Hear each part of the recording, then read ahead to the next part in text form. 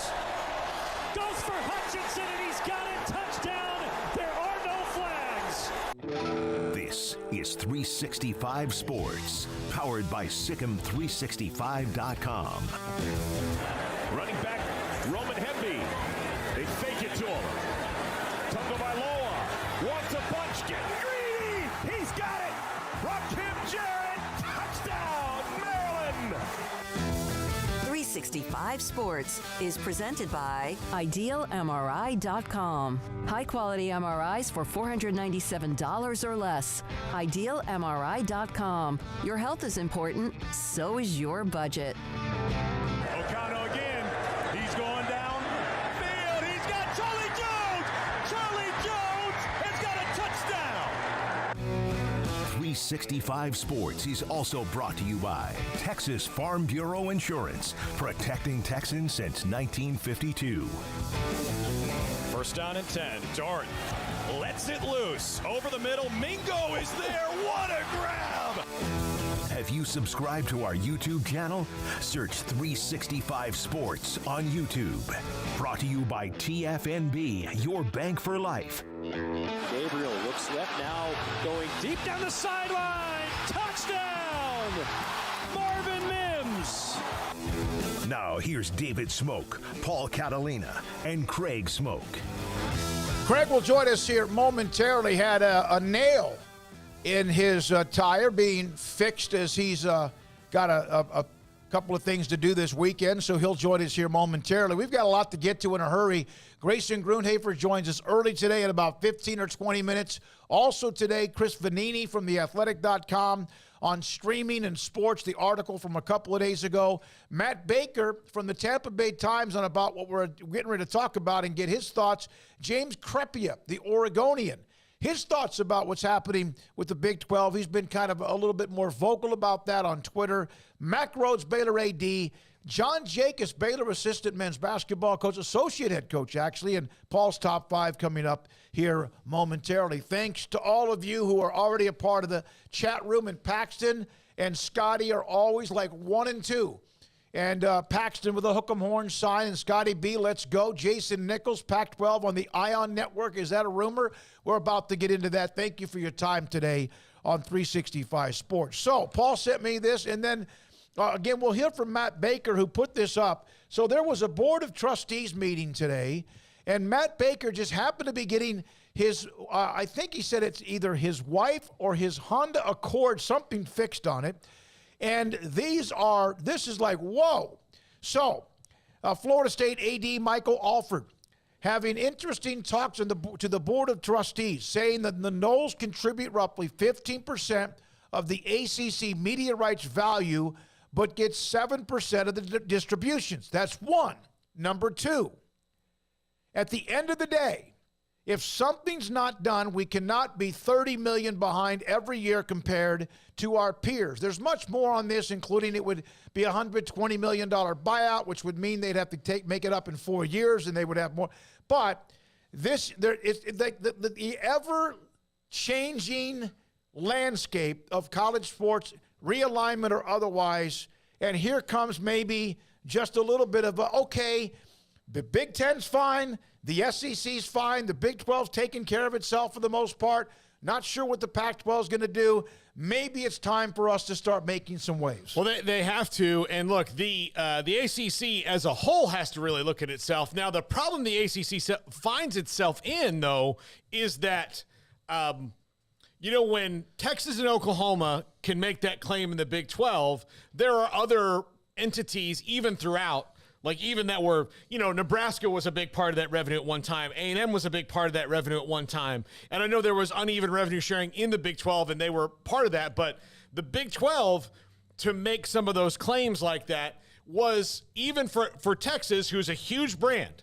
And they're a brand mostly because of what they've done well in the past as opposed to the current times, but they're still a huge brand. I'm not knocking them. They're a brand, no matter. Yeah, they're a brand no matter what. They are powerful. They're huge. There's a reason why they're always in one of the better slots when it comes to men's basketball, not just football. They've earned that, even though the last 10 years in football has been erratic. Yeah, but Oklahoma was really the only one of those two who could really say, we have brought consistent national television postseason relevance to the Big 12, especially over the last decade. When they made that move, Oklahoma can say that. Texas is like, yeah, and we kind of built this thing at the beginning because of our thing. But that being said, the ACC is different when it comes to football. When it comes to football, since 1991, only 8 other times has a team not named FSU or Clemson won the football title. And so for 31 years. For 32 years. 32 years, including the most recent. Okay, 32 years. 24 of those 32, which is 67%, are Florida State, Clemson winning the ACC. Yes. And Georgia Tech and Virginia Tech have the next most after that. And then there's one-offs of like Maryland, who's not in the league anymore, and Pittsburgh, and Wake Forest has a couple. But so the league cannot say, they could not stand up there and say that we can get to that point where we are providing this much of the value. FSU and Clemson can. North Carolina can because of they're just big and they have a lot of weight. And then there's some other, stuff in there that might happen here and there. But Miami's not won the league since they've been in it. They've provided absolutely no value to it as far as that goes. And adding Pitt and Syracuse didn't help them at all monetarily. So none of the things that they've done, like it helped them stave off what was happening to the Big 12 in 2012 to them.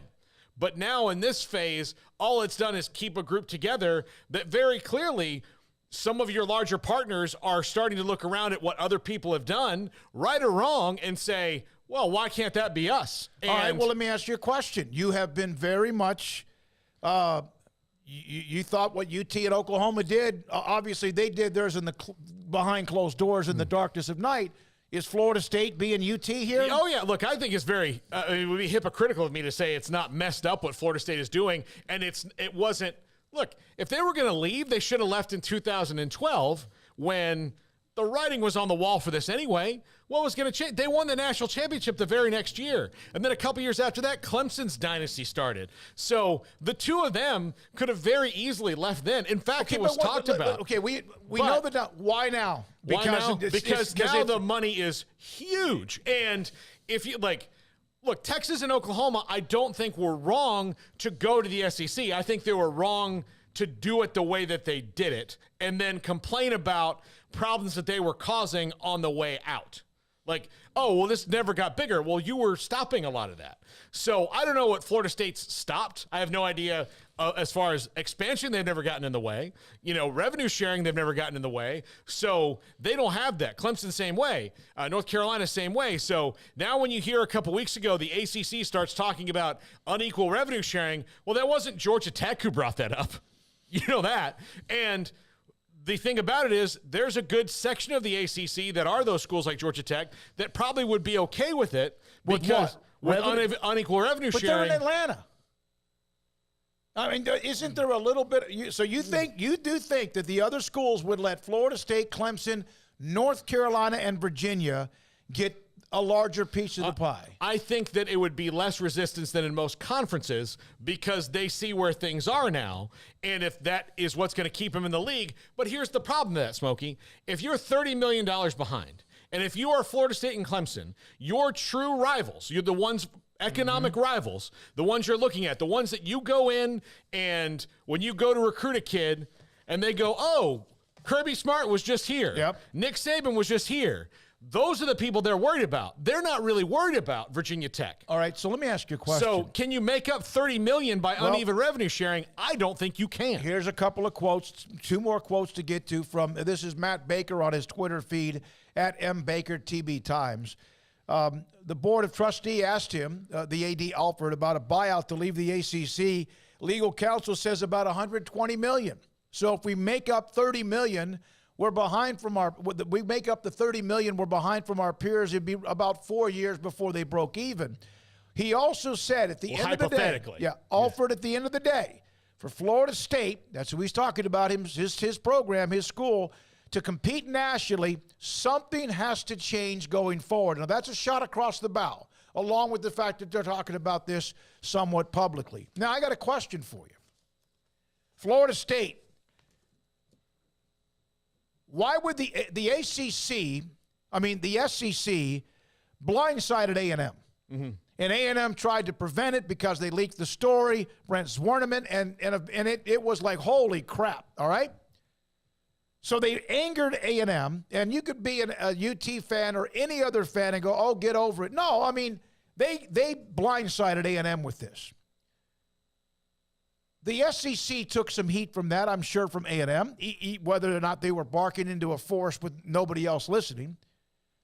Are they going to do that with Clemson when they have South Carolina and Florida State, when they have the University of Florida, and then now alienate 2 more or 3 of their schools? Well, here's because if I'm Florida and South Carolina, I'm on the phone every day going, don't do it. Well, here's the thing, though. Don't do it. But if I'm Texas A&M, I can call Florida and South Carolina and be like, hey, where were you when I agree. When our thing happened? And so that's where the dynamic is different. Now, I also think that the Big Ten, even though, like, I don't know if they're want for expansion right now, but if certain ACC schools came in the water, I do think that, well, at least under the previous regime, I think Kevin Warren would have wanted to go coast to coast, right?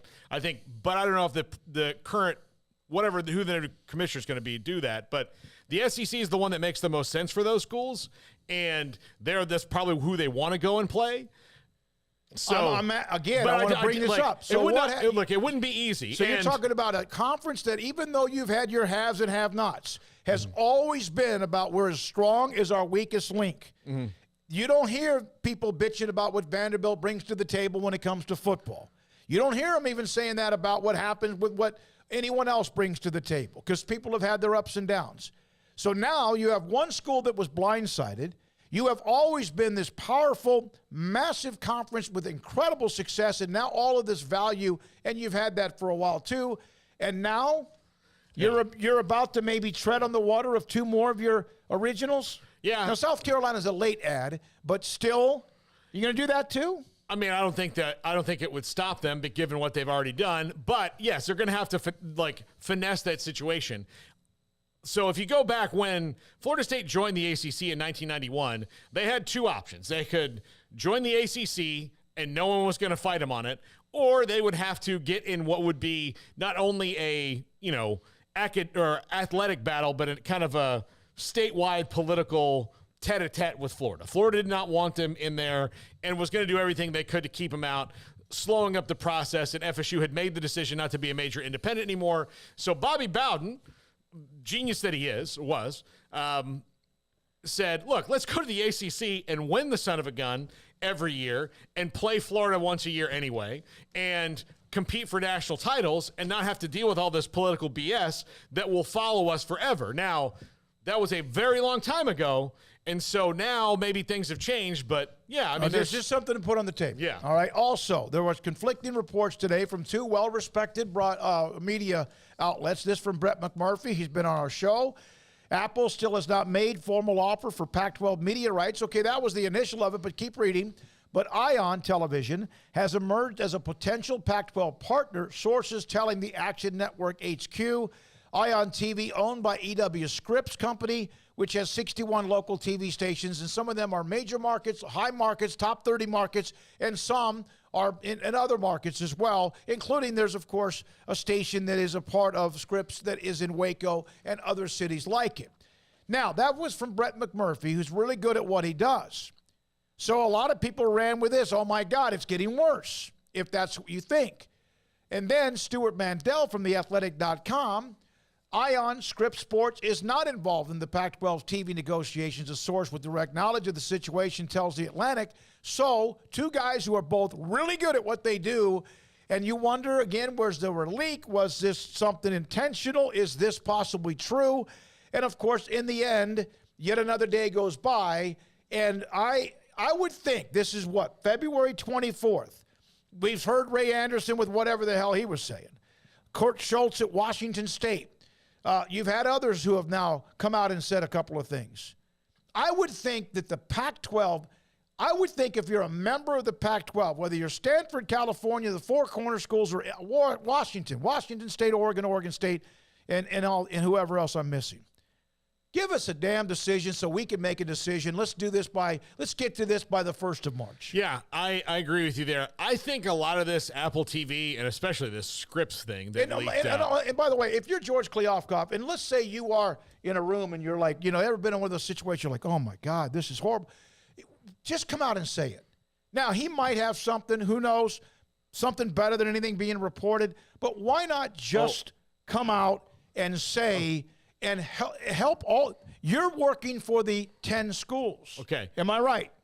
I'm about to answer your question. Okay. Here's why he didn't say it. Here's why he's not come out and directly addressed any of these things. One, because they're in a negotiation and they want to make it seem like they have more people bidding than you would think. Two. You think there are? No. I mean, like, we would know that. Like, this would be done if that was the case. Two, they probably have a deal that the framework's almost done. If we're to believe Ray Anderson and Kirk Schultz that it should be done in March and it's on the way, it's tracking that way, the framework of their deal is probably done with who the media partners are going to be. So that leads me to believe that letting some of these leaks out will also allow you to be like, look at this deal. At least it's not Scripps, because that you can say that public relations wise, and they've been really bad at the PR of this anyway. And so now if you let these leak, like, oh, well, what we have is better, because ultimately, and we heard this from John Wilner on a podcast in Salt Lake City yesterday, is that they're expecting in the mid to high 20s range when initially they told everybody they should be able to get $40 million per school. So if they go into the 25 to 28 million range, then that would be a disappointment.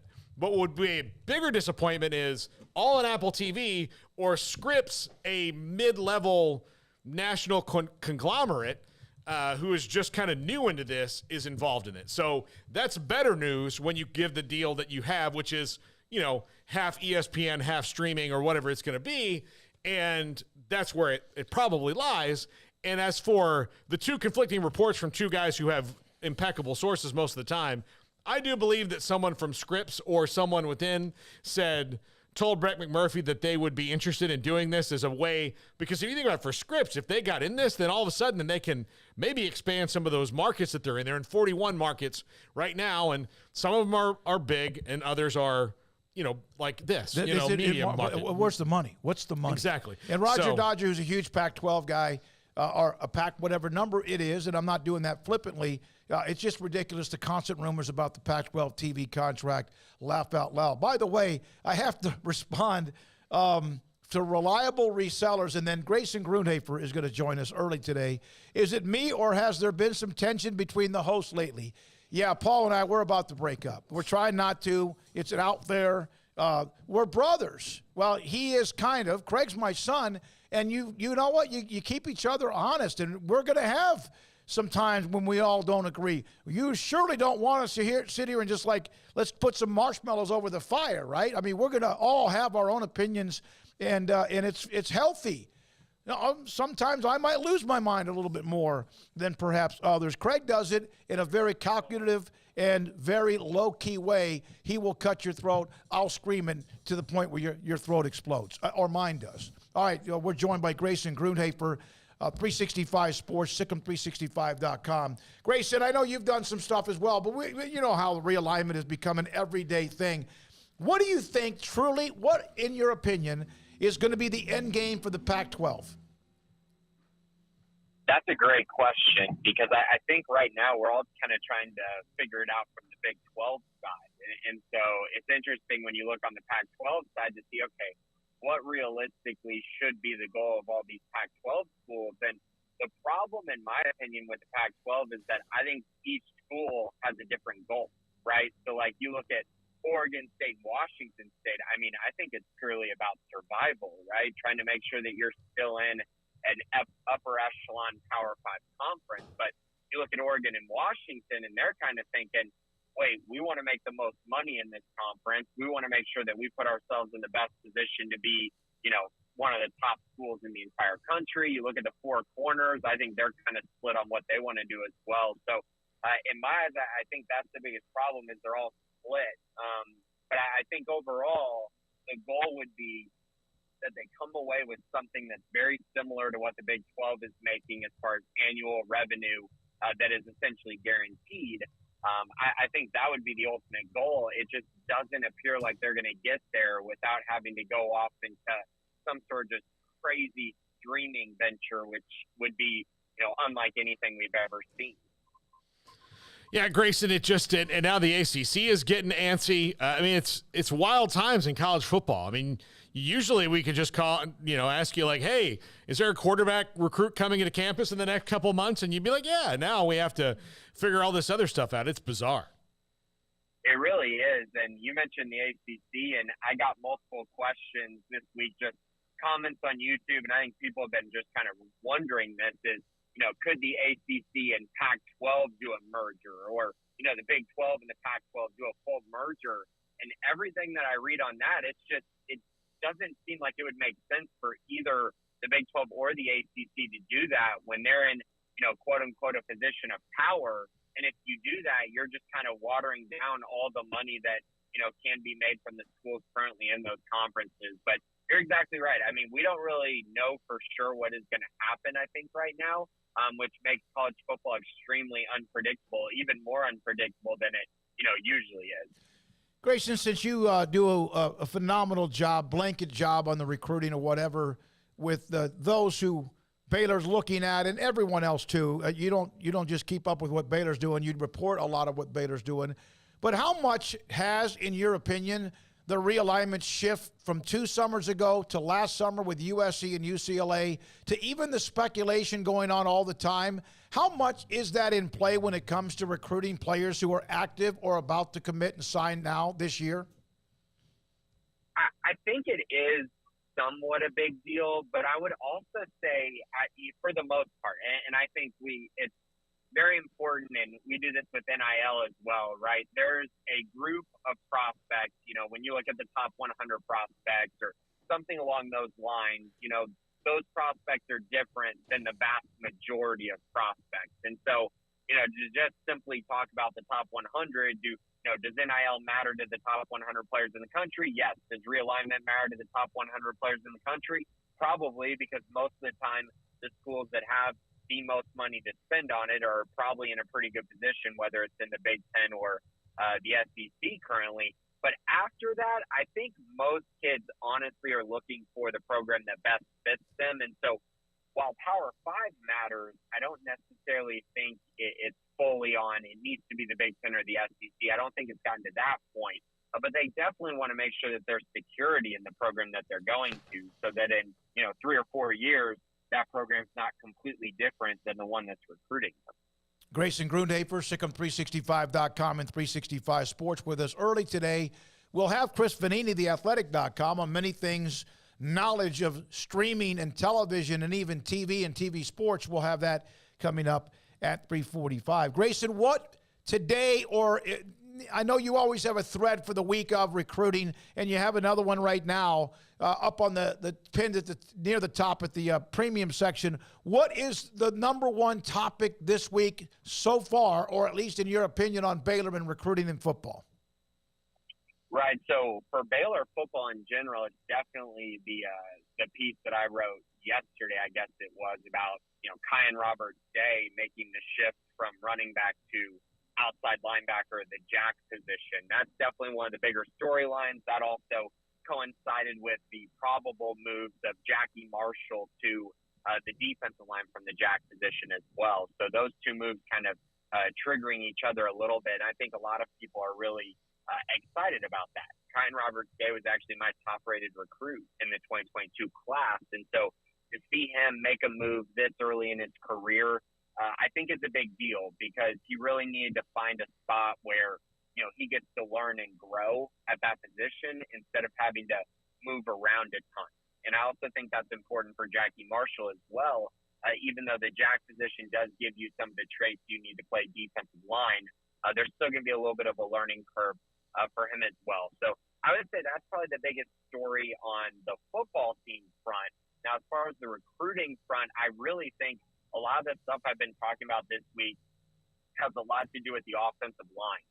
And so we've seen Baylor take a lot of prospects in the past two classes. I think they're up to 7 commits in the 2022 and 2023 class that signed with Baylor, and then they also took the Barrington brothers. And so that's 9 prospects that they've added over the last 2 years, which means that this class is really probably going to be smaller along the offensive line, maybe similar to this last class where they only technically took 2 freshmen, high school freshman recruits. I think it's going to be similar, 2 or 3, with a big emphasis on the tackle position, specifically left tackle. I really think they're trying to find a guy who could fit that left tackle mold and be a guy that they can develop and potentially be, a long-term option there, kind of like they had with Connor Galvin over the last 4 years. Well, go ahead, Paul. With Kian Roberts' day, Grayson, I mean, there's probably a line of thinking that says this is probably where they always knew he was going to wind up, but want to see if running back could be a thing because there's not many guys that are as big as him that play that position. But do you also think that maybe because he's played a little bit there, eventually he could be the replacement for Dylan Doyle in those packages that he was running on offense? That's a good question. And, every time that I kind of think about it, I got to think about it through the lens of, yes, he was playing running back, but he never really got on the field. He never really, I don't think, had, the opportunities to really grow at the running back position this past season. And so for that reason, I kind of, at least right now, I don't see that as being his role going forward. Especially, guys, because I do think, he's already 255 pounds, and I think there's a world where he gets closer to 270 pounds in a hurry. And in fact, before he even enrolled at Baylor, he talked to me a lot about the simple fact that he was just gaining weight like crazy, and at one point he was 280 pounds and actually had to lose some weight, quickly before he enrolled on campus. So he's just a guy that, he goes and lifts and he eats, and then it's just like, boom, the weight is there.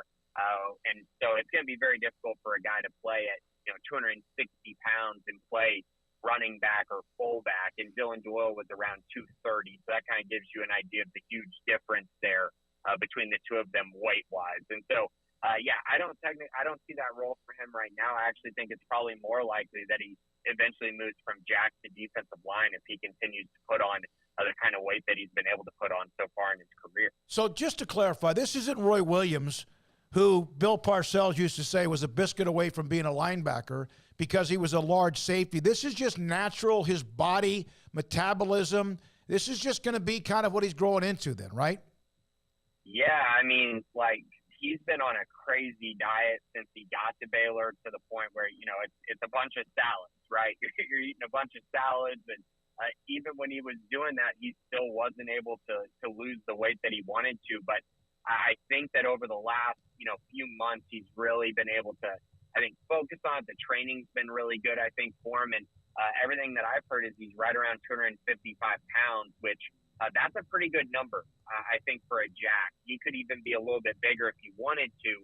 But I think athleticism-wise and making sure that he's maximizing the athletic potential that he has, you want to stay around that 250 number just to stay as athletic as he is, because he's just so explosive.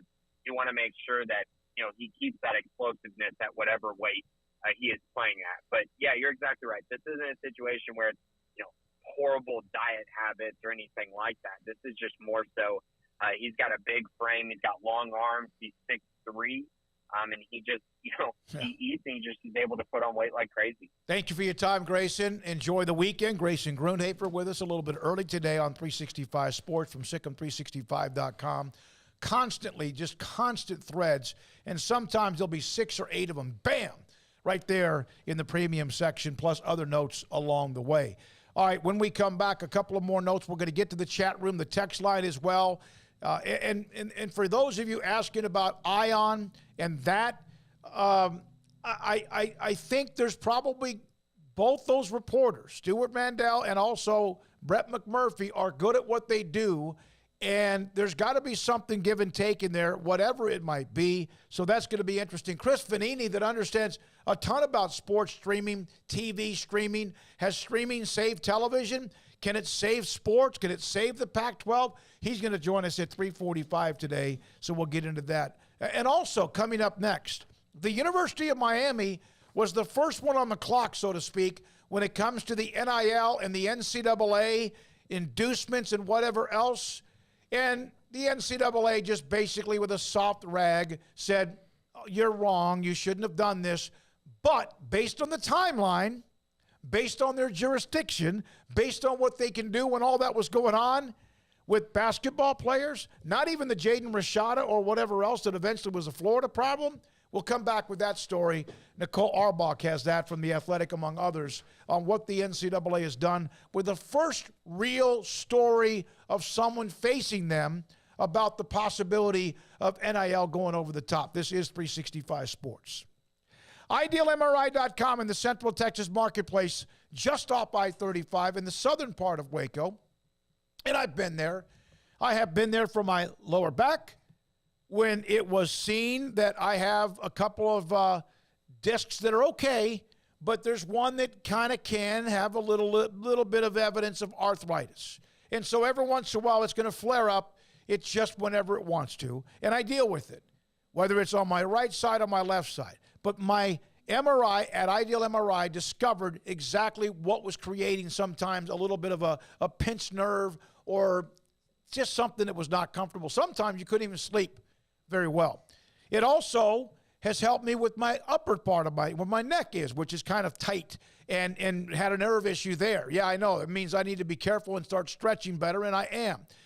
And then there was also an abdomen MRI because my brothers have been through prostate cancer, one of them even worse than the other, and just wanted to get a visual look to make sure I'm okay with anything when it comes to my bone structure, and it came back completely clear. It did show a slightly enlarged prostate. That can be fixed. That can be handled. That can be something I work on. So they do what you want them to do. Find the evidence. And then that doesn't even include if it's something muscular and or something ligament that you suffer, whether you're an athlete or a weekend warrior. And it's $497 or less every single time. You get the MRI. They put it in the portal. Your doctor gets to see it. You get to see it. They're going to call you and go over it with you. And it's only $497. It's amazing. That's what you get at IdealMRI.com.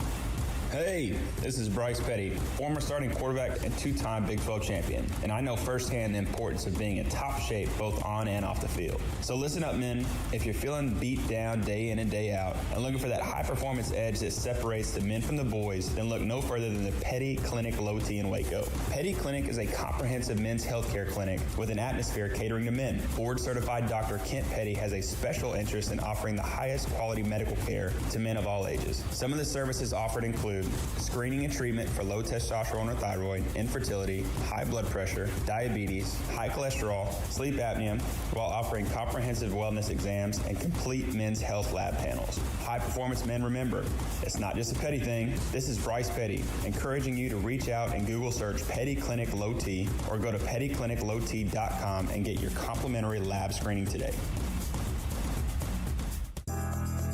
Riverbend Liquor and Wine, Lakeshore Drive, North 19th Street, right behind the bank, is a hidden gem in Waco. If you're a fan of bourbon, especially local Texas bourbons, that's where you gotta go. Balcones, TX, Devil's River, whatever it is, they've got it. Riverbend Liquor and Wine, plus the best selection of craft beers in Waco, seasonally churned out throughout the year, whether it's spring, summer, fall, or winter. Riverbend Liquor and Wine, best selection of craft beers, a speedy drive-through window, and excellent customer service. Find out more on Instagram or just go by and see them. Lakeshore Drive at North 19th Street behind the bank.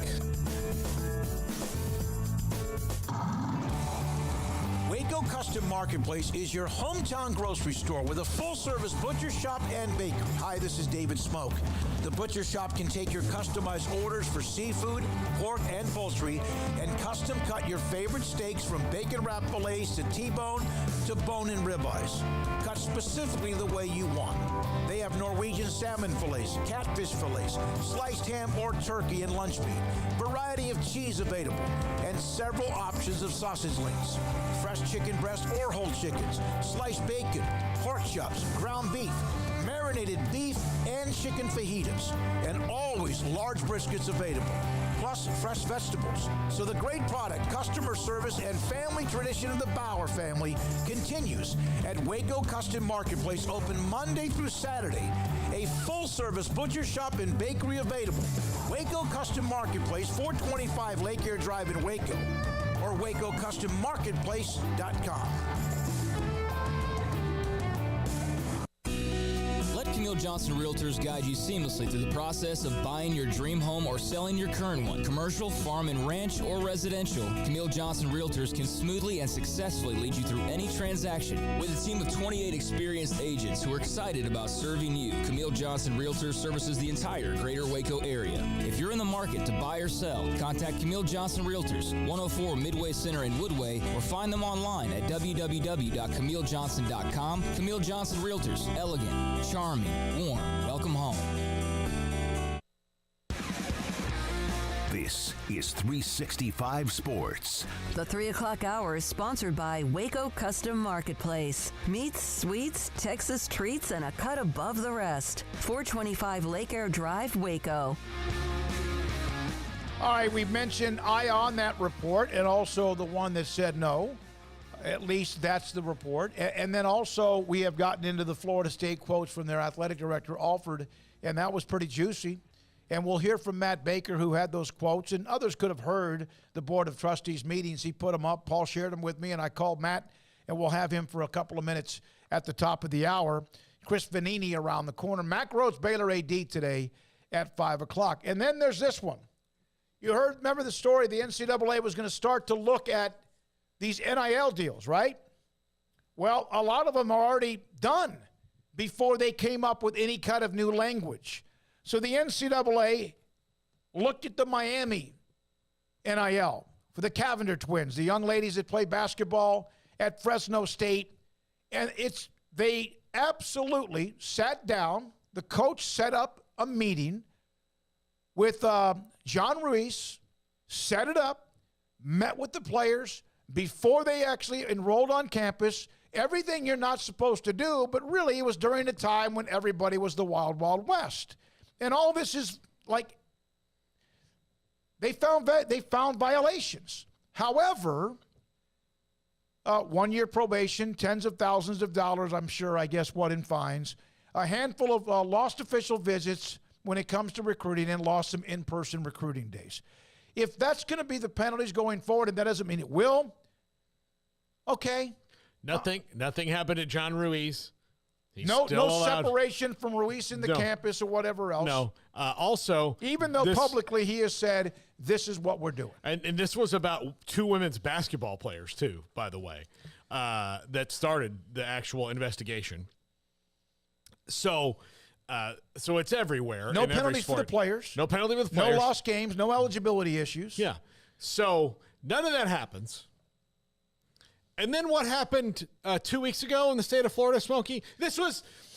Miami's violation is essentially that the women's basketball coach set up contact with John Ruiz directly.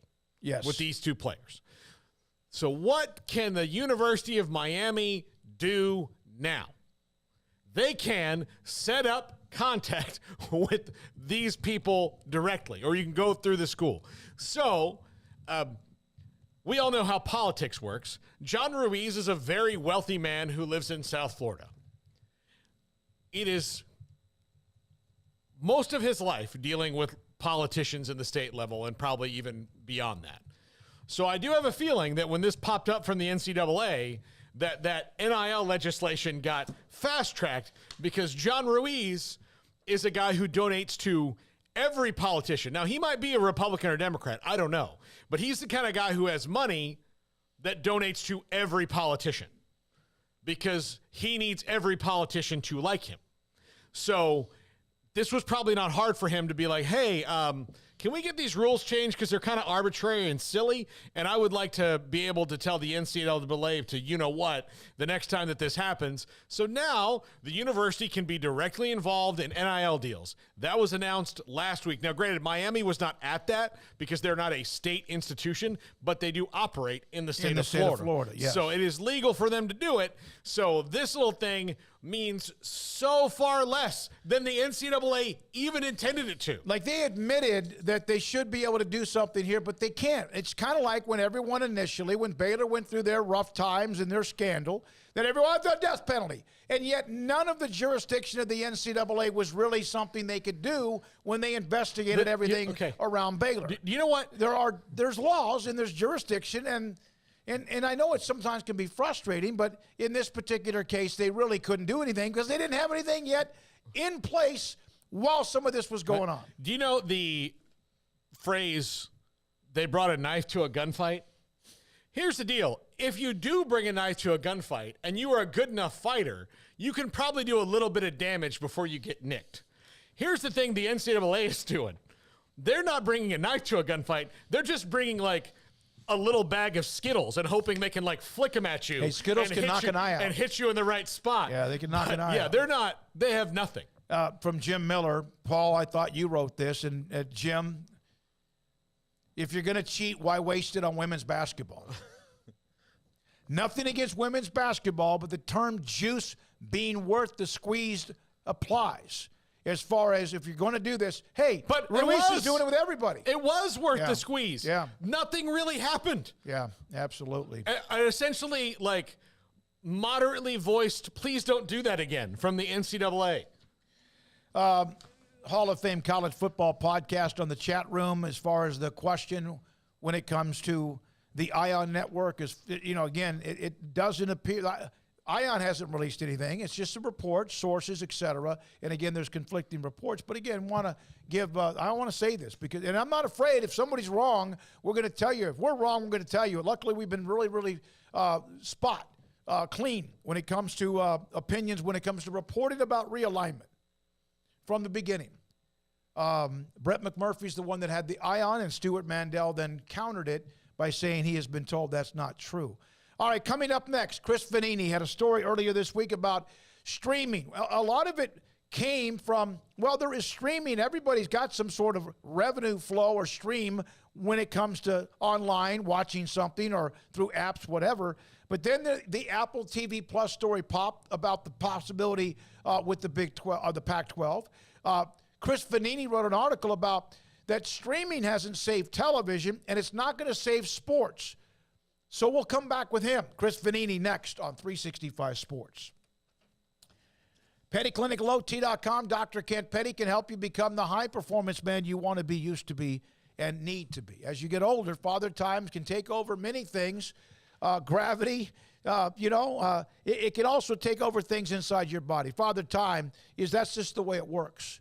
And 1 out of every 3 men have symptomatic issues of low testosterone, which could be sleep habits, focus, energy, whatever. You're lethargic, something's not the same. And everything, sex drive, in the bedroom, ED, some of that affected as well, or all of it. And so Dr. Petty can try to help you find out if that is anything you're dealing with. PettyClinicalOT.com can help you deal with it better. All right, so you go online, PettyClinicalOT.com. Email, phone number, top left-hand corner. Tell them I sent you. Tell them I sent you. They will then set up an appointment once you contact them for you to get blood work. They'll take care of the appointment. They'll take care of all of that for you. Then Dr. Petty gets your blood results, looks at them, and if your testosterone level is too low, he can put you in a program to increase your testosterone level so you can, again, be the man you want to be, need to be, and used to be. PettyClinicalOT.com.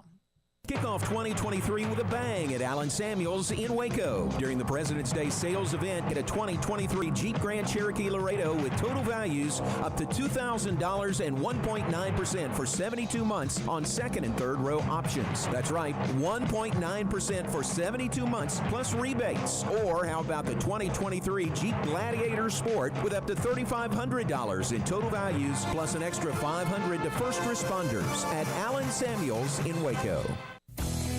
Three Nations Brewing Company has 16 different beers on draft with a new beer every Friday. It also offers 2 air-conditioned tap rooms, a large indoor beer hall, a second-floor mezzanine offering a great overview of the brewing company and equipment and patio where you can relax under the shade. Plus, you can now experience the new Three Nations Beer Garden Grill on our shaded patio. Grab a cold beer and enjoy a bite from our freshly prepared and delicious menu. Street tacos, quesadillas, freshly cooked burgers and dogs, and veggie burgers too. Nachos and so much more, all prepared and cooked on site. So come visit the award-winning Three Nations Brewing Company on East Vandergrift off I-35 in Carrollton.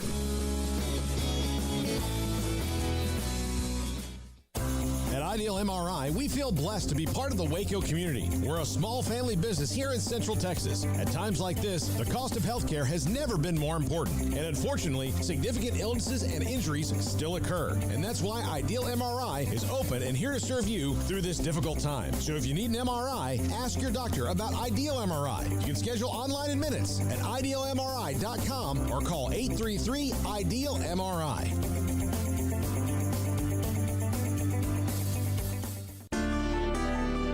It takes time to reach goals. It's a truth that applies to more than sports. It goes for your financial goals as well. You work hard for your money, and you deserve an investment strategy that lines up with your game plan. And Chuck Verno, your Edward Jones financial advisor, can help. If financial investments aren't putting forth the effort you desire, stop by today for a financial review. Chuck Verno, 720 North 64th Street in Waco, 254-732-1161. Edward Jones, member SIPC.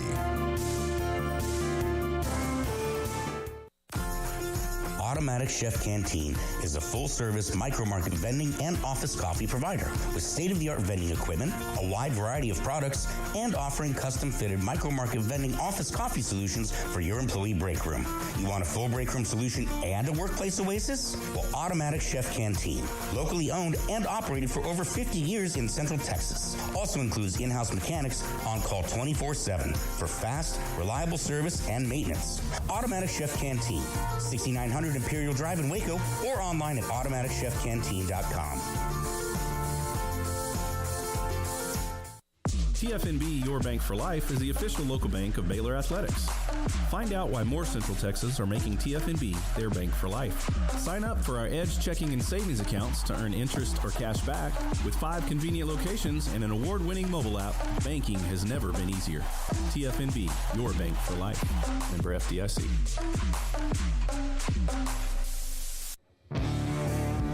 This is 365 Sports. Text us at 254-339-1122. The text line is sponsored by Riverbend's Liquor and Wine, with the most extensive variety of craft beer in Waco. A hidden gem on Lakeshore Drive and 19th Street. All right, we have to flip a couple of segments. Chris Vannini asked if our segment with him could be pushed back a little bit, so we'll have Chris Vannini at the top of the 4 o'clock hour. And again, his story about streaming has not saved television, so why do people think it might save sports? So that's coming up at 4 o'clock, just after 4 o'clock with Chris Vannini from theathletic.com. Let's go back to those 2 tweets from Matt Baker of the Tampa Bay Times, who's been a part of our show many times. Florida State AD Michael Alford having an interesting talk to the Board of Trustees. Says the Noles contribute roughly 15% of ACC media rights value, but get 7% from the distributions. And on top of that, he also said this today in a Matt Baker tweet. At the end of the day, if something's not done, we cannot be $30 million behind every year compared to those, basically his peers, those who's they're recruiting against and trying to beat head up when it comes to college athletics, football, men's basketball especially. So we discussed this at length, and it's kind of like just wait a day. Earlier today, Ion. Later in the day, maybe, maybe not. Today, Florida State kind of, hey, we're not really thrilled right now in so many ways, paraphrasing. How do we get out of this? What should we do? How can the ACC help us? How can we find, the hell with that, how can we help ourselves? Well, and you know, so unequal revenue sharing has already been brought up at the ACC meetings.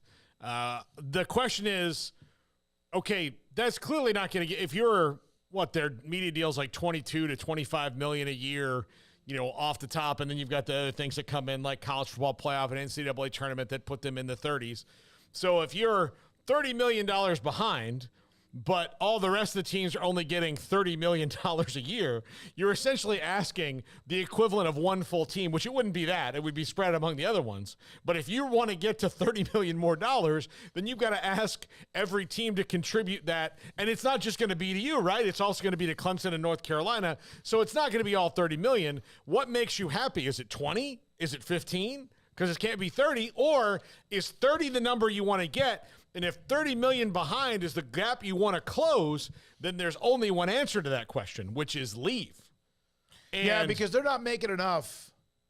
They're not making enough in the ACC to be able to scratch that itch for Florida State, Clemson, North Carolina, let's say Virginia, and anyone else have much left over. Well, and look, so if you say you have the other 12 teams in the league, well, 12 teams, the other 10 teams in the league, and take the 4 big ones out that are going to get more of this. So you'd have the other 10 teams in the league give $50 million to those 4. Well, that's still only $12 million more dollars a year, which is not even halfway to the $30 million.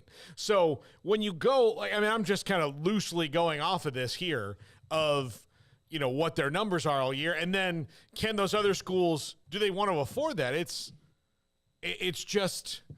It's a lot to think about. And the fact that he came ready to that board of trustees meeting when they said how much would it cost to get out, $120 million, legal says that, and then he's already been ready for that question, means that they've thought about it. So, it's strange. Well, I had a chance earlier because Matt couldn't join us live, and because of what Chris Vannini just asked us to do to put him at just after 4, I had a chance to visit with Matt and kind of go over the quotes and what he paraphrased with the AD at Florida State. Well, first of all, when I saw those quotes, I'm like, uh-oh, here we go. Is that a little bit too much, or is that maybe the start, the simmering of what could be coming with the ACC? Yeah, well, thanks for having me. I certainly, I was listening at the car dealer getting a new headlight on my wife's Accord. My ears perked up as soon as Michael Alford kind of started talking about this stuff. Like, Florida State's I would say they've been in front of things for a while on this general movement. At the last meeting, they talked about how FSU's, where some of its revenues from boosters and tickets and that sort of thing, where they stack up against teams from the SEC and Big Ten, and they think they stack up very favorably. So they've been doing things behind the scenes and in some cases publicly to kind of promote themselves and make it clear how strong their brand is.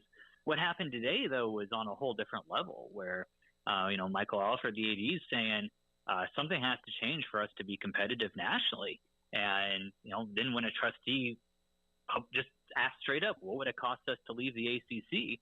My mouth kind of hits the floor. It's not a shock that those conversations are happening. It's not a shock that Florida State would have looked at the grant of rights to see what's in it, how they could get out. That's just due diligence. That's just being a good administrator. It's just smart. But when it kind of comes to the forefront like this, when it becomes public, when it's being talked about in a public board of trustees meeting, that's kind of a whole different level here. Is this the possibility that Florida State is Texas and Clemson becomes OU and they start to find ways? I know about, like you said, the buyout and all that, but could this also be, Matt, a part of that same question? Could this also be where they want to force the hand of the ACC on revenue distribution and revenue sharing? Yes, definitely the last part. That's, to me, how I read this. And Michael Alford more or less said that. Like, by his metrics, and I don't think they're crazy or anything like that, Florida State provides 15% of the value, the brand value for the ACC with its TV rights agreement, and they get 7% of the revenue because it's split relatively evenly. Does that make sense? That's kind of their argument, is something needs to change regarding that, but there also has to be a hammer, right? If this doesn't happen, there has to be an or else. And the idea, do I think they'll leave? I don't think anytime soon, just because I think the grant of rights is probably so strong in terms, the money, the figure that they threw out was $120 million buyout.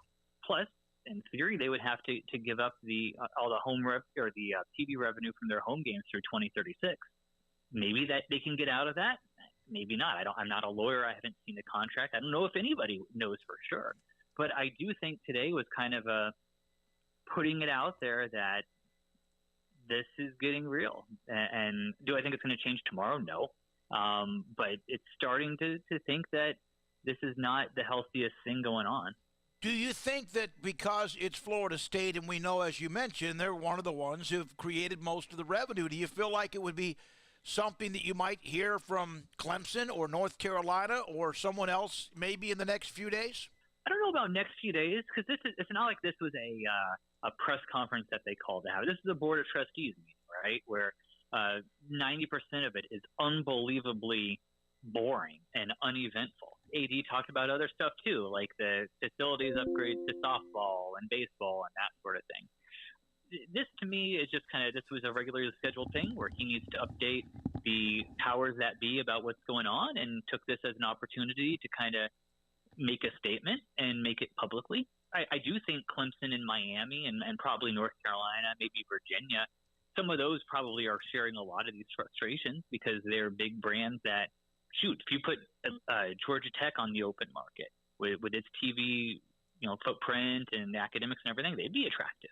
You look at North Carolina, Clemson, Miami, they'd be attractive to other places, and they're stuck in a league with a lot of guys that don't pull their weight, quite frankly, where they don't necessarily have an exit strategy. So I do think these conversations are happening internally at other places, and they certainly should. But is it going to become public? I don't know. That's Matt Baker, the Tampa Bay Times. Appreciate Matt's time. He was not able to join us live, which is good because we flipped the segments, because he's at his son's flag football game this afternoon, and that's awesome that he's able to do that. Jim Miller on the chat. FSU isn't going anywhere until the grant of rights is over, or at least close to being over. Spencer Goff, yeah, but they would discuss it openly, though. That's pretty crazy. How much is it for FSU to bail?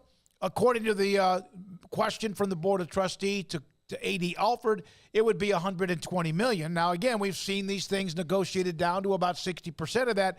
That's a bunch of money. Well, that might be might be the 60%. That might be That's what they're saying. He's obviously asked that question. Yeah. Yeah. So that might be that. So that's what's interesting, is that they brought it up. Now, this has long been simmering with some of the old guard at Florida State of, and like it came up in 2012 when they were adding and renegotiating. There was some bravado. A lot of that was actually from the Clemson side, but but the fact does remain that when it comes to football, this is a league that has been run by two teams very clearly for a very long time, and a lot of leagues are like that. The SEC is lucky in that it's been much more diverse in who's had the runs. Now, Alabama has put a cramp in that style by winning so many of them, of the last decade. But a lot of teams over the same time period of 91 to today, a lot of teams in the SEC have won the title. For that matter, a lot of teams in the Pac-12 have won the title, right? They've had a lot of different teams win at different times over the last 33 years. A lot of teams more in the Big 12, not so many in the Big 10. It's pretty much been Ohio State and Michigan. Well, in the 90s. Wisconsin, you're talking about in the last 15, 20 years? In the last 30 years, like over the same time period I said. I don't even know exactly when Penn State got into the Big 10. I should know that, but I don't. Now, granted, there are a couple of shared titles in there of, Florida State and Georgia Tech had one year, Florida State and Virginia 1 year, but I mean, I'm not discounting the fact that they've won some titles or share those. It's just Florida State was in that, right? They were a conference champion. So 24 of those 32 years. I think since 2005, Big Ten. And some of these been shared. Ohio State, Penn State, Ohio State, Penn State, Ohio State, Michigan State, Wisconsin, Michigan State, Ohio State. Michigan State didn't bring them up. Penn State, and then Ohio State ripped off 4 in a row. Michigan's won the last couple. So Ohio State has the most. Yeah. Michigan State, Wisconsin are right there in that conversation. So again, even in the Big Ten, you've got a more diverse set of winners. The ACC, look, the Big 12's Baylor's got a couple. TCU has, TCU has one. Baylor has Kansas 3. State. Yeah. Kansas State. Oklahoma State's got TCU last year. Well, Kansas State, excuse me. Kansas State has about 3 or 4 of those. Yeah, so like you've got more over the same time period, which was the whole, life of the Big 12. than anybody else. And then if you look at the ACC, it's really two teams. Okay, in the Big 12, and we've shown this graphic before, and I didn't have time to get this to you, Garrett. So here are the teams with Big 12 championships, not including Oklahoma. Count these numbers, Paul, together, add them up. Baylor, Texas, and Kansas State, 3 each. Okay, that's 9. Nebraska, 2, and they haven't been around in a while. That's 11. And then Colorado, Oklahoma State, TCU, and A&M 1. 15. Oklahoma has 14. Yeah, so it got almost as many as everybody else combined, and then some schools have not yet been able to win it. But yeah, so the football value. Now, basketball, you can debate all day in the ACC. It's a fantastic history of a basketball league. There's no denying that at all. I mean, Duke and North Carolina are in that league. Wake Forest has got a great tradition. Virginia's won a national title. Georgia Tech has a great long history. Pitt and Syracuse are basketball dynasties, legacies in basketball schools. So collectively, they're good. Miami's really good right now, Jim Larinaga. So you've got all these different things in basketball, but this is not really what this is about. Basketball's nice and adds value, but this is about football. And in football, the ACC can say this, and other conferences to a level they can't. This is about Florida State and Clemson. And look, North Carolina is the other big dog in there. When I ran down those ACC football titles, did you ever hear me say the Tar Heels? No. They're not. So when we come back, Chris Vannini and streaming with all of what's swirling around the Pac-12 and their future, and who's it going to be, and how much does that help, and where's the money, and how much does streaming in the long run and get involved in college athletics, and does it make a difference? Money is money. This is 365 Sports.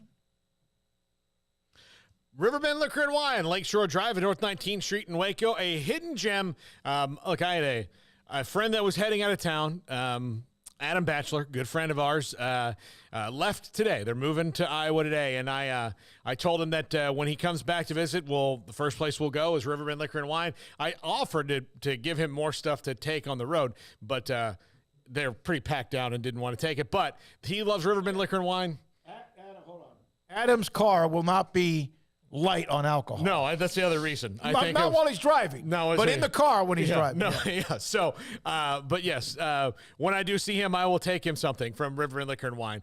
He was a big fan of it. He's going to miss it. I wanted to throw that in because he will always go there. I always go there because it's the best place to go for anything you want, especially craft beer, which Adam loves, whiskey, which Adam loves. There's not much stuff that's fermented. I don't think that he likes, but Adam and I went there a bunch, and you should too. It is a great spot there on Lakeshore Drive at North 19th Street behind the bank. Speedy customer service, speedy drive-through window. They've got everything there that you could possibly imagine, and the best selection of local craft bourbons and the best selection of craft beers anywhere around. That's River and Liquor and Wine, Lakeshore Drive at North 19th Street. Check him out on DoorDash as well. The future's bright. The time is now. College is what you make it. It's a late-night pizza run and all-nighters coding a new project. It's having big dreams and making them a reality. It's a professor who knows your name and your story. It's preparation for your future, your calling, your life. And at Baylor, it's even more. Baylor, where lights shine bright. Do you or your kids get nervous about going to the dentist? Stonewood Dental, Dr. Steve Childress, he can help. I've spent a career taking care of patients who as children had bad experiences, and now they're adults that hate going to the dentist. If I get a kid at 3 years old and they come every 6 months and it's a happy experience, it's normal for them. Now they have an accident at 6 or 7 or 8 at school. Now they have a broken tooth or a trauma, and they have to come here. They're used to lights, they're used to water in their mouth, they're used to experience, they already trust us. It's amazing what we can do with that kid without it being a negative thing. But if I see a 6 or 7 or 8 year old that's never been to the dentist, and now they have a trauma or an unfortunate unexpected toothache, it's harder to do that for that kid and it not be somewhat of a negative experience. So bottom line is I try to teach kids and adults and teenagers and everybody the way I'd want my family treated, which is where it's a necessary part of life. You just take care of it. It doesn't have to be that big a deal. Learn more, stonewood-dental.com. In Texas, there's pea-size hail and baseball-size hail. Guess which one hit our house? We didn't even know where to begin, but we called our Texas Farm Bureau insurance agent, and he was so reassuring. He knew exactly what to do to get our house back into shape and our lives back to normal. Now, we're even more thankful for the roof over our heads. Stop by and see our agents at one of our 3 McLennan County locations. Coverage and discounts are subject to qualifications and policy terms and may vary by situation. Boots add protection. Good boots help you climb better and move forward faster. And when your son or daughter steps into the boots of a U.S. Army officer, they also learn how to lead. In these boots, they'll gain more confidence with expert training in one of more than 150 occupational specialties. In these boots, they'll stand a little taller and lead a team with diverse backgrounds and areas of expertise to successfully accomplish whatever challenge comes next. In these boots, they'll earn respect with valuable experience from day one that will give them solid footing for success into the future. Highly qualified candidates who earn a spot on our team can receive comprehensive health care coverage, college tuition assistance, and a bonus of up to $40,000. See all the things your son or daughter can achieve in our boots at GoArmy.com. U.S. Army Waco Recruiting Company, 254-598-8131 or 254-776-1543.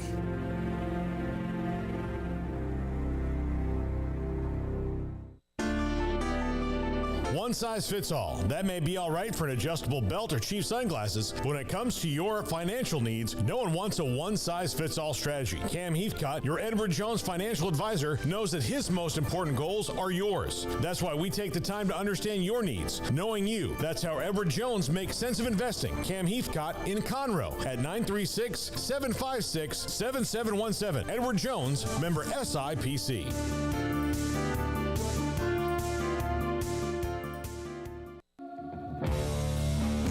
This is 365 Sports, powered by Sikkim365.com.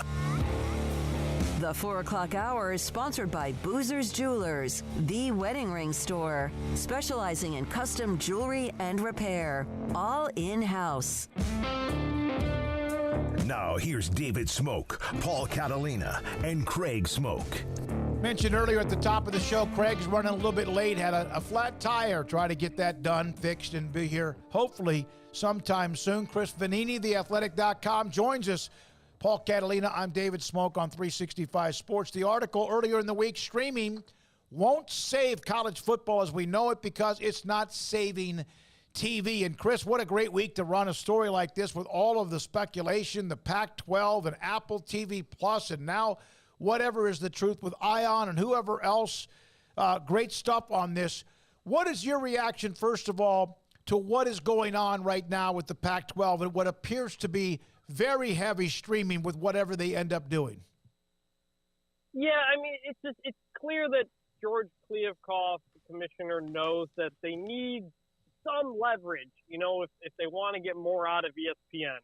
There was always probably going to be a good streaming portion of this. But very few people get the Pac-12 network. I think moving the Pac-12 network to streaming is probably a net positive. But when nobody else is really competing for your linear television games, that's where you kind of want to drive the price up a bit. So whether that's Apple, whether that's Amazon, I don't think it's going to do the trick because I think ESPN knows it's in a really comfortable position. But Fox didn't want to re-up, and nobody else has really jumped onto it. So I think the Pac-12 is still trying to find any way they can squeeze a little bit more out of ESPN to get closer to a number that they can agree on. Chris, is some of the, I mean, obviously you said trying to get the number up, but at this point, should they maybe stop with the tricks and just make the best possible deal that they can? Well, they will. I mean, if there was a great deal out there already, they would have already done it. You know, I think they'll be fine. I think they'll get some sort of mix of ESPN and some streamer and ultimately probably have a number that's close to the Big 12, which I think is what all the smart people expected, you know, before. I think they were probably overpromising the schools what they thought they could get, but ultimately it still is somewhat valuable. Nobody else, ESPN's not going to have anything else in that 10:30 window at night. They don't have the Mountain West. So they need something. I think they'll eventually figure it out. I think they'll be okay. I don't think it's going to be a situation where the Pac-12 is breaking up yet. Now, 6-7 years from now, when all the media deals come up again, that's when I think you'll get major realignment possibly happening again. But I don't see anything happening. I think they'll probably be okay for now and stay together. All right, so you wrote this article, and there's many nuggets in here. One of the things that I read this earlier in the week, and that the not-so-dirty secret about streaming, it's not actually working. The boom is over. So throwing money at everything, which is what the networks have done, they've now even said they're going to start to be more careful. So you're telling us and your article that streaming is not going to just throw bags of cash at anything now in live sports? Right. I think a lot of people don't realize that the streaming standalones, your Disney Pluses, your Paramount Pluses, your Peacocks, they're losing billions of dollars per year right now because it's a lot of money to go into content, a lot of money to go into technology and all that stuff. And they say they think they'll be profitable by 2024, 25 potentially, but they're making big cuts right now. Disney's doing layoffs. They announced they're going to pull back like $3 billion in content, not sports, and Netflix is pulling back on content as well. So it's the CEO of Disney, Bob Iger, said recently when he was asked about the NBA, he said, we need to be more selective here. We're going to have to be more selective because the NBA, the NFL, the Big Ten, Fox, the CFP, those numbers are going to continue to go up. And as those continue to go up, they become even more and more of a priority. And that makes it even harder for everybody who's kind of outside that group. Yeah, so this is probably not the best time for the Pac-12 to, try heavy streaming to pioneer something. It's probably in the next TV deal, right? If this one works out for them and everybody stays stable over the next 5 to 7 years. Yeah, the media deals are the things that spur the realignment. It's why the Big Ten happened. It's why SEC, Texas, Oklahoma happened as well. That's what the Pac-12 is trying to do, trying to have a good enough deal to stay together. That's what the Arizona State AD Ray Anderson said the other day. He said, I think it's going to be enough to keep everybody together for now. But this article I wrote, this is the stuff that's driving conference realignment. So, in the end, do you feel like of Apple TV Plus, I saw numbers of who has what or what. I don't know if they release all their numbers on Apple TV Plus, but where does Apple TV Plus, in your opinion, where do they stand among the others who stream? Well, they've been selective. They don't throw a ton of money at everything. There's not as much available there. It's also cheaper than the others for that. They've tried to generally stay premium. It kind of feels like HBO used to be. Like, generally, if something's on Apple TV Plus exclusive, it's usually pretty good. And they're starting to dip their toes into sports. They're doing Friday Night Baseball that they did last year, and they just did a big deal with MLS, which is $2.5 billion over 10 years, so $250 million a year. But that's for the entire league of like 30-ish teams. Like, they bought the entire league. MLS has to produce it themselves. So it's kind of, they're going all in on MLS, and that's where the New York Post reported that the possibility of the entire Pac-12 on Apple TV is maybe being talked about like MLS. The problem is there's no other college football on there. Like, are you really going to jump? If you're watching football on a Saturday, are you going to jump out of ESPN or wherever you are to pull up Apple TV to try to find the one game? And it's a lot more difficult than if you had games maybe on ESPN Plus. Chris, what do you think? What do you think the future of the Pac-12 is 5 years from now? Probably not good. You'll probably by that point have Oregon and Washington having some suitors at that point, whether it's the Big Ten most likely or somebody else. Kind of depends how the UCLA stuff goes. I do think we're kind of heading down that road ever since the Texas-Oklahoma move of consolidation into everybody's going to try to get into the Big Ten and SEC as best they can, because that's where things seem to be heading. That's where the TV deals are making the most money. You saw Florida State's AD said today at the trustees meeting about we're going to be $30 million behind them. We have to figure out how to do that. The ACC schools they're in, depending on who you are, they're either in a good spot or a bad spot. They're stuck together until 2036 because of that grant of rights. So if you're Florida State, you're in a really tough spot. You can't jump up and go to the SEC. If you're NC State, or Wake Forest, it's a good thing because you weren't going to get invited probably to the SEC or something, and now you're at least with somebody for a while. You've brought up that the Pac-12 is trying to get some leverage with possibly ESPN, who obviously I don't know if there's even an offer on the table or how much of the talks they've been having for that last time zone, whatever, fourth time zone, Pacific time zone, late night, whatever. Do you feel like some of these streaming stories are being leaked by the Pac-12 to try to force ESPN to react? And do you think ESPN is really worried about that? I don't know. I don't necessarily think it's leaked to create a reaction from a network. I think I don't know who's leaking this to New York Post or whoever. But it's possible. It's like, hey, we're kind of putting this out there to see what fans think. Like if we say Apple TV, are fans going to not like it? Then maybe we know not to do it, or maybe they will like it, and we kind of go from there, kind of like market research, so to speak. But it's hard to know who it is, but it's always worth considering with any type of story who is leaking what and what the purpose is behind it. There have been some leaks about the Pac-12 for a while that have been designed to make the Pac-12 look very bad and make the Big 12 look very good and make it look like any minute now the Big 12 might add 4 schools from the Pac-12. That has not happened, and it's probably not going to happen. So it's with realignment, especially, it's always hard to know when what to believe. Yeah, and do you kind of feel this way, like Chris? A lot of people have, is that the stories this week have all, especially Apple TV Plus, was like thud, like everyone like okay. Was that the reaction you seemed to get or saw too? Yeah, for the most part. I think it was mostly like, wait, is this Apple TV for everything, or is this Apple TV for just part of it? Like if you just move the Pac-12 network stuff to Apple TV, or could it be the whole thing? I think that's where it becomes more interesting in terms of the different possibilities. All right, I'm 63, and we've discussed this, Chris, on the show before. Someone like me that came up through, again, the dark ages of television and how technology just changed everywhere. How much of streaming, and a lot of people get it. I have apps on my phone now, all that.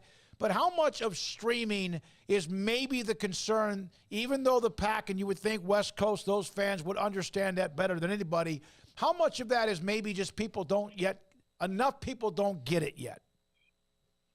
That's a big part of it. And that's the whole thing with TV in general. That's why it's not like we have a clean break here of, all right, TV ends, everybody go to streaming. It's like a slow migration, and not everybody's making that migration. And so that's why you've got these companies that are basically charging people on both ends. You got to pay if you have them on cable. You got to pay to get their standing streaming thing as well, and it kind of sucks for fans. And now you got to pay for some stuff that you didn't have to pay for before. Everybody jumped in and thought, all right, streaming is the future. All right, young people like streaming. All right, we're throwing billions of dollars in there. This is going to be the future. But it's not growing as fast as they expected. And so now you're seeing a lot of cuts on some of that stuff. And there could be consolidation of streamers buying each other, or prices going up, because the price to, buy Disney Plus is less than, to have Disney on your TV. These companies are making more money through TV. The Disney CEO said, we don't want to sell ESPN or spin it off because ESPN TV makes us money right now. We can't afford to do it. Fox is the only place that hasn't jumped into the standalone streaming, and they felt like it wasn't worth putting billions of dollars onto something, and instead focus on the TV. And they just had the third largest Super Bowl of all time. So they're taking a different approach, and at least so far it seems to be working. Everyone says streaming is the future. We don't know that for sure, and these companies may end up destroying themselves because of it. Chris, thanks for your time. We appreciate it. Jumping on with us, Chris Vannini, making time for us today, theathletic.com. The story he wrote again in The Athletic, streaming won't save college football as we know it because it's not saving TV. We appreciate his time. We'll have James Crepea from the Oregonian on at 4:30 today. He's been a little bit we've had James on before, and of course he painted a very dark cloud about just in general everybody but the Big Ten and also the SEC a few months ago, and he's not changed his mind on that.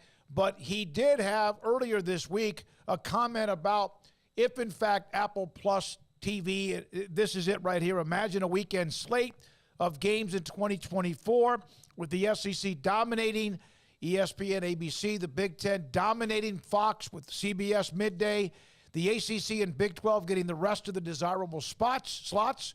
Then tell me how the Pac-12 is best served streaming-only platform, games at 12:30 and 4. Are you nuts? Well, James is going to join us, and he has an opinion on that, and we'll discuss that with him here in the next segment. Now, remember the story we just had about the NCAA in Miami and the NIL and the conversation with John Ruiz, the donor from Miami, and the Cavinder twins. All right, Paul, so they came out with that story, right? Mm-hmm. At 1:41 this afternoon, John Ruiz. So the NCAA allows schools to inform students about NIL opportunities and says UM can't. These girls, referring to the Cavinder twins, decided where to go. No one else did it for them. Also, the Cavinder twins are the face of NIL. We are in the United States. The Constitution safeguards the ability to contract. After digging for months and finding nothing, they had to create something. If it affected our companies, I would go after the if it affected our companies, I would go after the NCAA. NCAA will eventually disappear. So even after really not much happened, not even a slap on the wrist, John Ruiz doubling down, the donor, about this case the NCAA looked at, an NIL case against the Cavinder twins. So there's him coming back and not even happy with the fact that it could be, just drop it. No, and if that's the way he feels and he's really angry about it, upset about it, he has legal precedent, do it. Fight for your clients. In this case, well, the client could be the University of Miami, but the Cavinder twins. So there's that with John Ruiz. When we come back, James Crepea will join us, the Oregonian. Mack Rhoades, Baylor's Director of Athletics, today at 5. Garrett Ross, Emory Winter. Jack McKenzie's at a media session. Is that right? No, he's covering softball. Baylor softball beat Maryland earlier. Another no-hitter. A perfect game last weekend, a no-hitter today. And Baylor softball beats top 25 ranked Maryland, and so is Baylor. This is 365 Sports. Alan Samuels, Dodge, Chrysler, Jeep, Ram, Fiat. The President's Day sales event. Here are some opportunities for you. 2022 Ram 1500 Quad Cab, 0% financing for 72 months, or the Ram 1500 Crew Cab with 1.9% financing for 72 months, and this involves the trim levels, Lone Stars and Laramies. Top of the line, Longhorn and Longhorn Limited. You also can get a Ram 1500 Lone Star Crew Cab with values of $8,250 plus an extra $500 for first responders. Hurry in while the supplies last during this President's Day sales event. On top of that, 2023 Jeep Grand Cherokee Laredo with total values up to $2,000 and 1.9% financing for 72 months. Second and third row options, 1.9%, 72 months. And again, that is the 2023 Jeep Grand Cherokee Laredo. Ted Teague, the general manager, he is someone that listens to us all the time. The dealership, Loop 340, east of 84 in Waco. Pizza, burgers, and Bears football. There's no place around Waco that serves them all other than Bubba's 33. Come show your green and gold and enjoy some of Waco's best food and beverages while watching your favorite team, the Bears. When real Bears fans get hungry, Bubba's 33 is the #1 spot for ice-cold drinks, hand-stretched, stone-baked pizzas, and bacon-infused burgers. Join us for indoor or patio dining. Bubba's 33, Waco's restaurant and proud supporter of Baylor Bears football. Sick 'em, Bears. Baylor Scott & White Southwest Sports Medicine and Orthopedics, the team physicians for Baylor Athletics, diagnosing and treating all sports-related injuries, including concussions. These specialists also provide orthopedic services for athletes and non-athletes alike, whether it's knee or shoulder pain, hand or wrist injury, orthopedic spine care, and even an arthritis and total joint clinic. Trust the doctors Baylor Athletics trusts. Baylor Scott & White Southwest Sports Medicine and Orthopedics wants to get you back in the game. In the market for a quality metal building? Since 1943, Pioneer Steel and Pipe has helped Central Texas residential and commercial customers with metal building design, panel options, building components, and trim options. Pioneer Steel and Pipe's residential line is energy efficient, offers low maintenance, reduces insurance payments, is impact resistant, and carries up to a 45-year limited warranty. In addition, they can also help you find a metal building contractor for your project. Pioneer Steel and Pipe with locations in Waco and Bryan and at pioneersboys.com.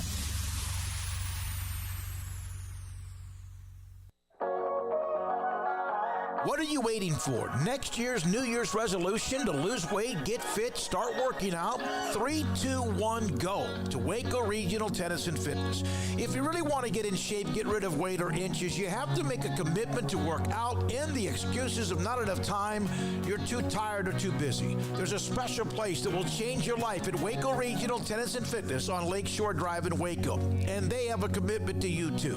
With personal trainers Christy London, Randall Corley, and Alex Bosch. State-of-the-art Cybex equipment, new weights and spin bikes, clean and spacious locker rooms, each with a whirlpool and sauna, and a staff that will know your name when you walk through the front door. Elite tennis facilities and a great tennis pro in Britt Coleman.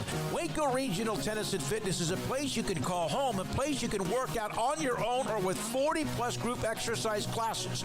It's time for you to get in shape, lose inches, get fit at Waco Regional Tennis and Fitness on Lake Shore Drive in Waco.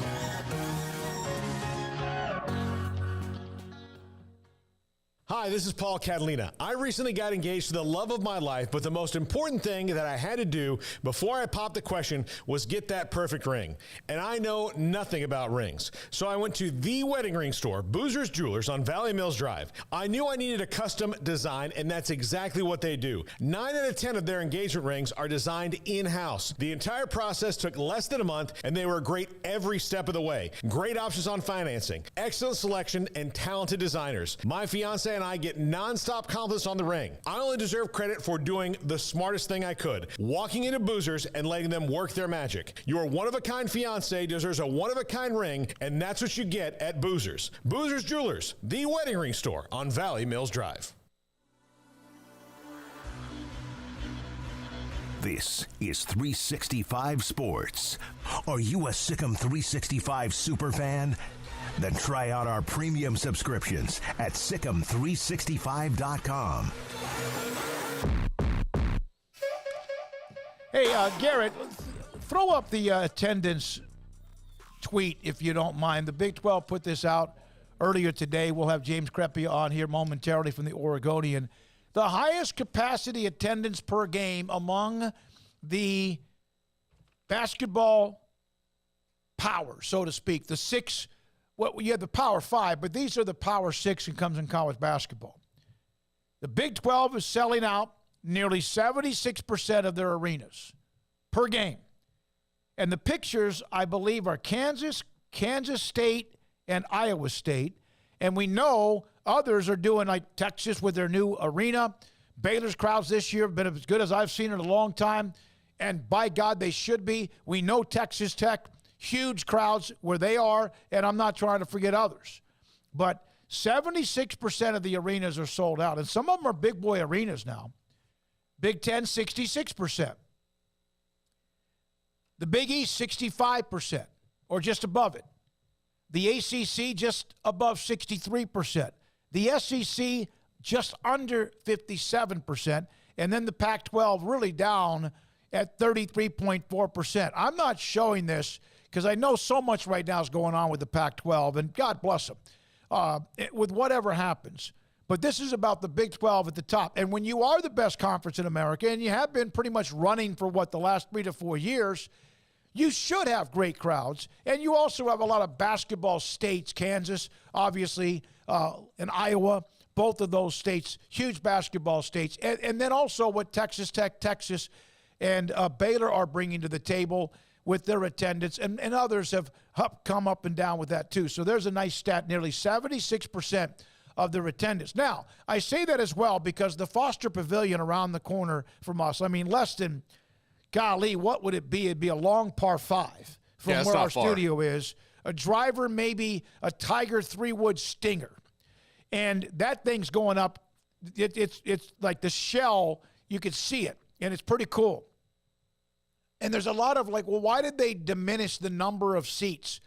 Well, if you look at this right here, if you take the Farrell Center and you take 75% of the Farrell Center, which is what, just over 10,000 or whatever, that's about 7,500. That's kind of that's what the pavilion, give or take, I know, standing room, whatever. So, but that's the number right there, the Big 12 with attendance capacity at nearly 76%. All right, Garrett, thank you for putting that up. Mack Rhoades, by the way, joins us around the corner. We're now joined by James Crepea. He, of course, is with the Oregonian. We've had James on before when it comes to realignment and much more, and just Oregon athletics.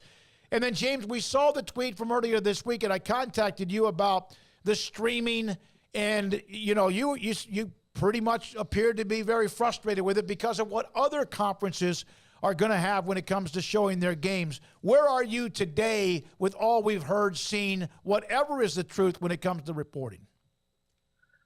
Well, I mean, it seems like by the hour there's some other account and some other report out there in terms of who's involved in the Pac-12's next media negotiation. Even today, you know, he had some of it. So until a deal is done, you know, I think this is just going to kind of be part and parcel to it. But the idea that any conference would agree to a streaming only opportunity, if that were a thing, if that were reality, that would be bizarre to me. I don't understand how that would be palatable if that is indeed the direction that the Pac-12 goes, or any other conference for that matter. I don't know how any college conference could agree to such a proposal. You know, so the report earlier in the week that, you know, Apple would be involved, in and of itself, that's not all that surprising. The idea that any streaming service would want an opportunity or seek an opportunity, and that if that opportunity were something they were going for, that they'd want exclusivity, that in of itself really isn't that surprising. But it would be surprising if it were the best deal or only deal and only option available for the Pac-12 or anybody else. And ultimately, it would be even more surprising, regardless, if for Oregon specifically, that it was a deal that was acceptable, because I don't know how that would best serve really just about any institution at the FBS level, let alone Oregon.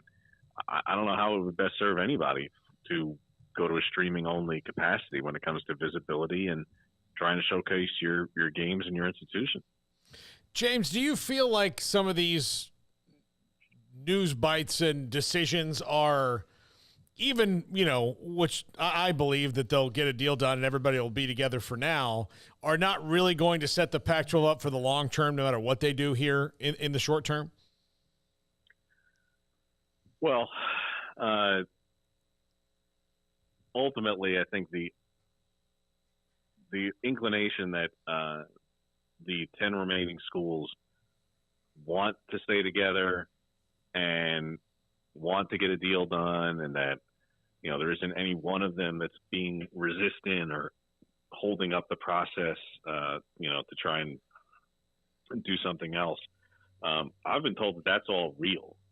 That yes, that everybody would like to stick together, but you start to drill into the details of what exactly does that mean, though. Like, all right, yeah, that you'd like to, sounds great. You know, I think in an ideal world, if you ask the 10 remaining schools, they would have loved to have stuck together as a 12-team league too.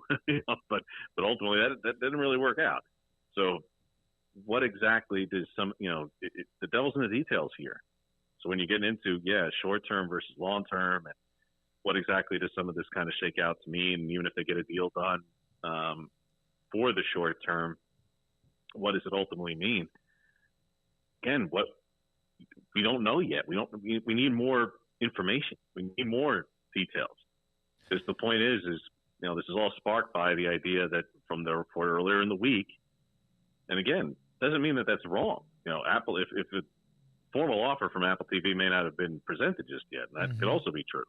But ultimately, if that's the only thing, or it's the best thing, and that offer is for exclusivity, and there isn't something else, then I agree with you in that you go, if that's what's there, that's why I say I don't understand how it would be palatable.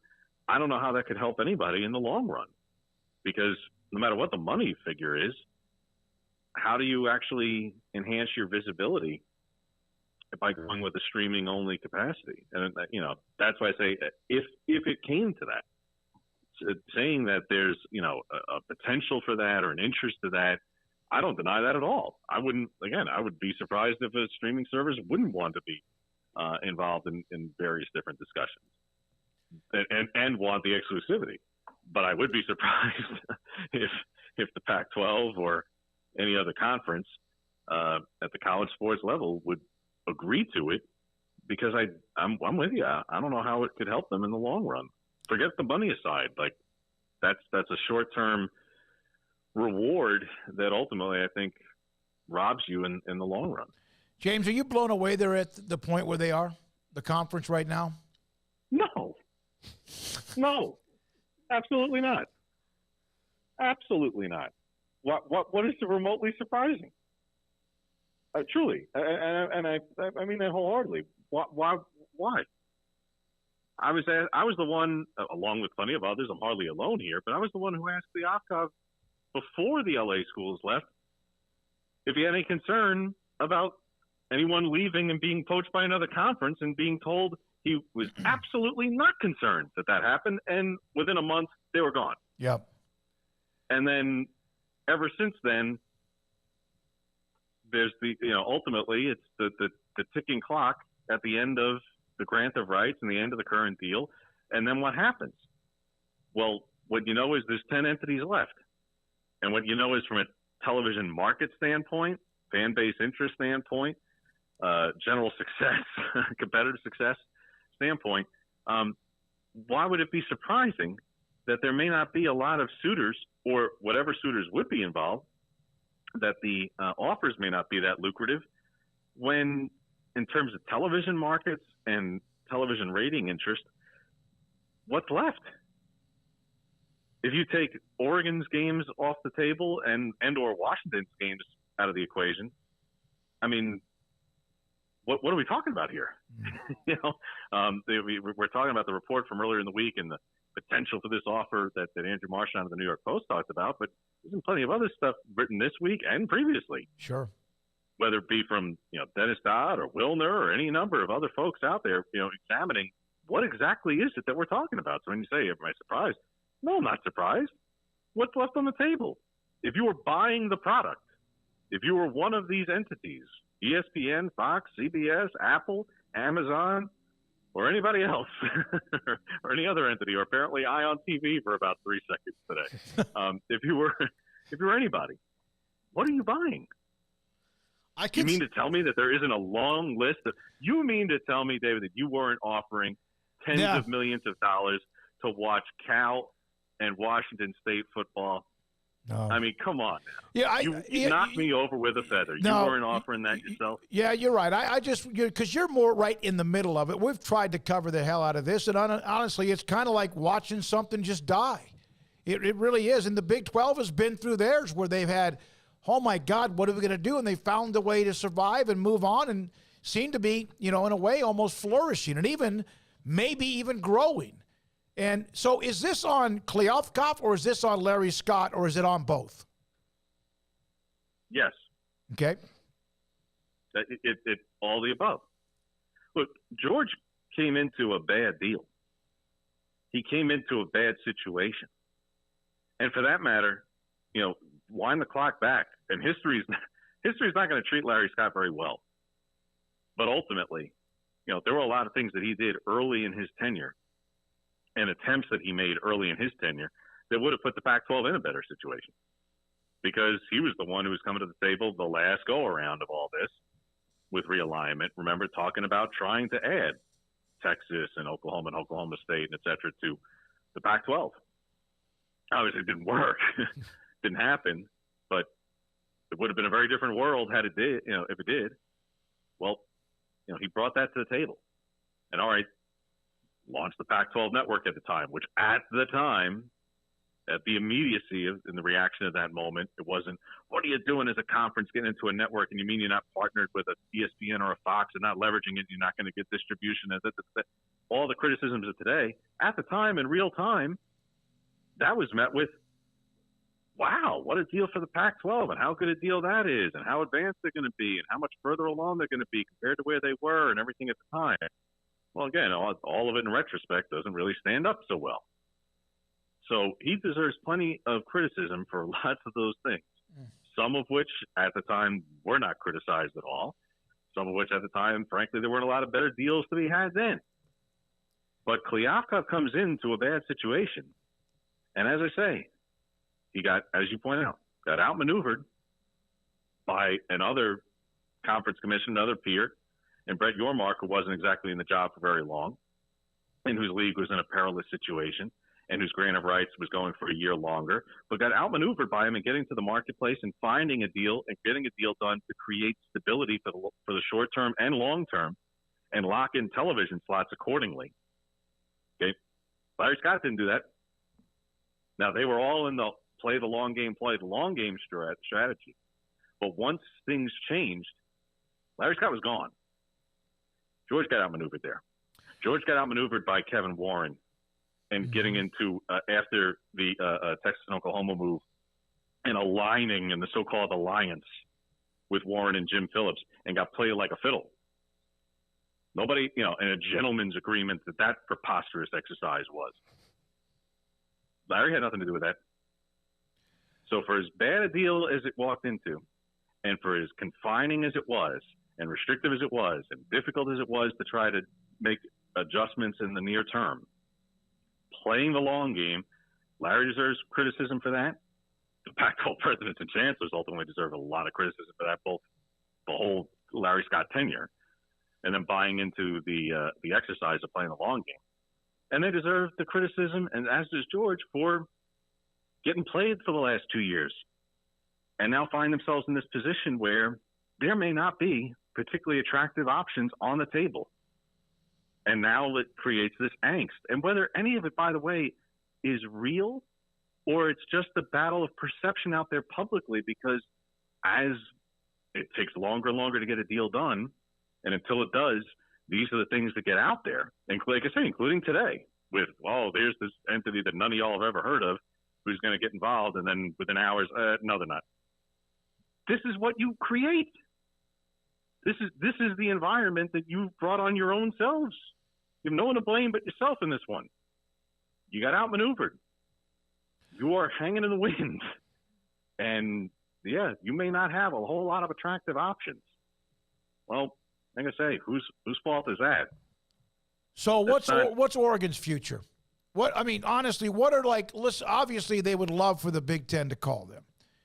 And you're right in the middle of that. Whether that ever happens or has happened, I don't know. If, in fact, the numbers for whatever the Pac-12 get is in the 20 range, somewhere in the lower or mid-20s, does Oregon, Washington, do they basically lock arms and say, we're not doing that? What can they, I'm talking to Oregon right now, what can they do? It's a great question, David, and ultimately it comes down to, look,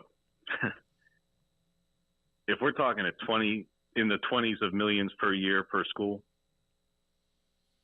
if that's whatever the offer is that the Pac-12 is bringing to the table, whatever that involves, I don't care who's broadcasting it. If that's the number, if you're Oregon, I'm not kidding. I'm not speaking for them in terms of like a representative or a fan or whatever. I'm just doing the job and covering the institution. Sure. But I can read the landscape insofar as I know what the money is for every other league based on the reports that are out there. And you're the most valuable commodity out there. So you can change the name of Oregon to anybody. It doesn't matter. And anything in a marketplace like this, you have to explore every option then. You have to be open to joining another league or quite literally going independent if it came to that. Because at that, you can't sit there in that position, in that negotiating position. I don't care what school we're talking about. Mm-hmm. If you are the most valuable commodity left and you are stuck potentially having to accept significantly less than market value for what you are bringing to the table, and you're already at a competitive disadvantage relative to many peers, and now you're going to be potentially even further. The idea that you just have to accept that because of your some kind of misguided unity with other institutions who are dragging you down in that, negotiation. No, I think you have to explore every option. So what does that mean? Where do they go? I don't know. I don't know if that becomes you look for a life preserver from the Big 12. I don't know if that means, obviously, as you point out, yeah, many in this fan base have started to, if we weren't necessarily warm from the beginning, some were immediately like, get to the Big 10, get to the Big 10. Now I think almost everybody's like, yeah, let's go. Let's see over. But the Big Ten's all about equal distribution. Yeah. Can you get them to agree to say, hey, we want to join you, and we'll take 30 cents on the dollar because it's more than what we're getting out here. 40 cents a dollar, anything. I don't know because the Big Ten's been all about equal distribution since the dawn of time. So can you actually get an invite to that league that is currently sitting at 16? Can you get them to go beyond that and agree to giving you less, not because, giving you less sounds like it's intolerable, but because they're all about equal distribution. And if you don't make them more money in adding you, they're not going to be particularly interested in doing so. I don't know. I don't know if that door is open. James Crepea, the Oregonian, with us on 365 Sports, and some of in the chat room. You can see that and hear the truth bombs from James, the frustration as well from covering a team, seeing how this thing has just been like dismantled in so many ways, and maybe there's a Hail Mary. I don't know, Paul. James, do you think that the Pac-12, I mean, the ACC is probably going through this a little bit too.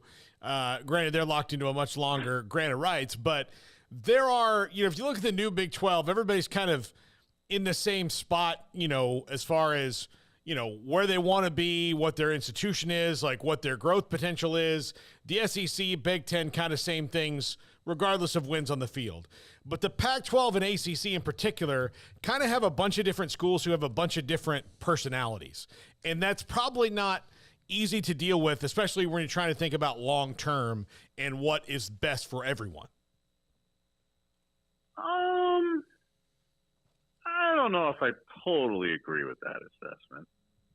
I don't know if I totally get there because, for one, like, who in the ACC are you putting in they're wildly different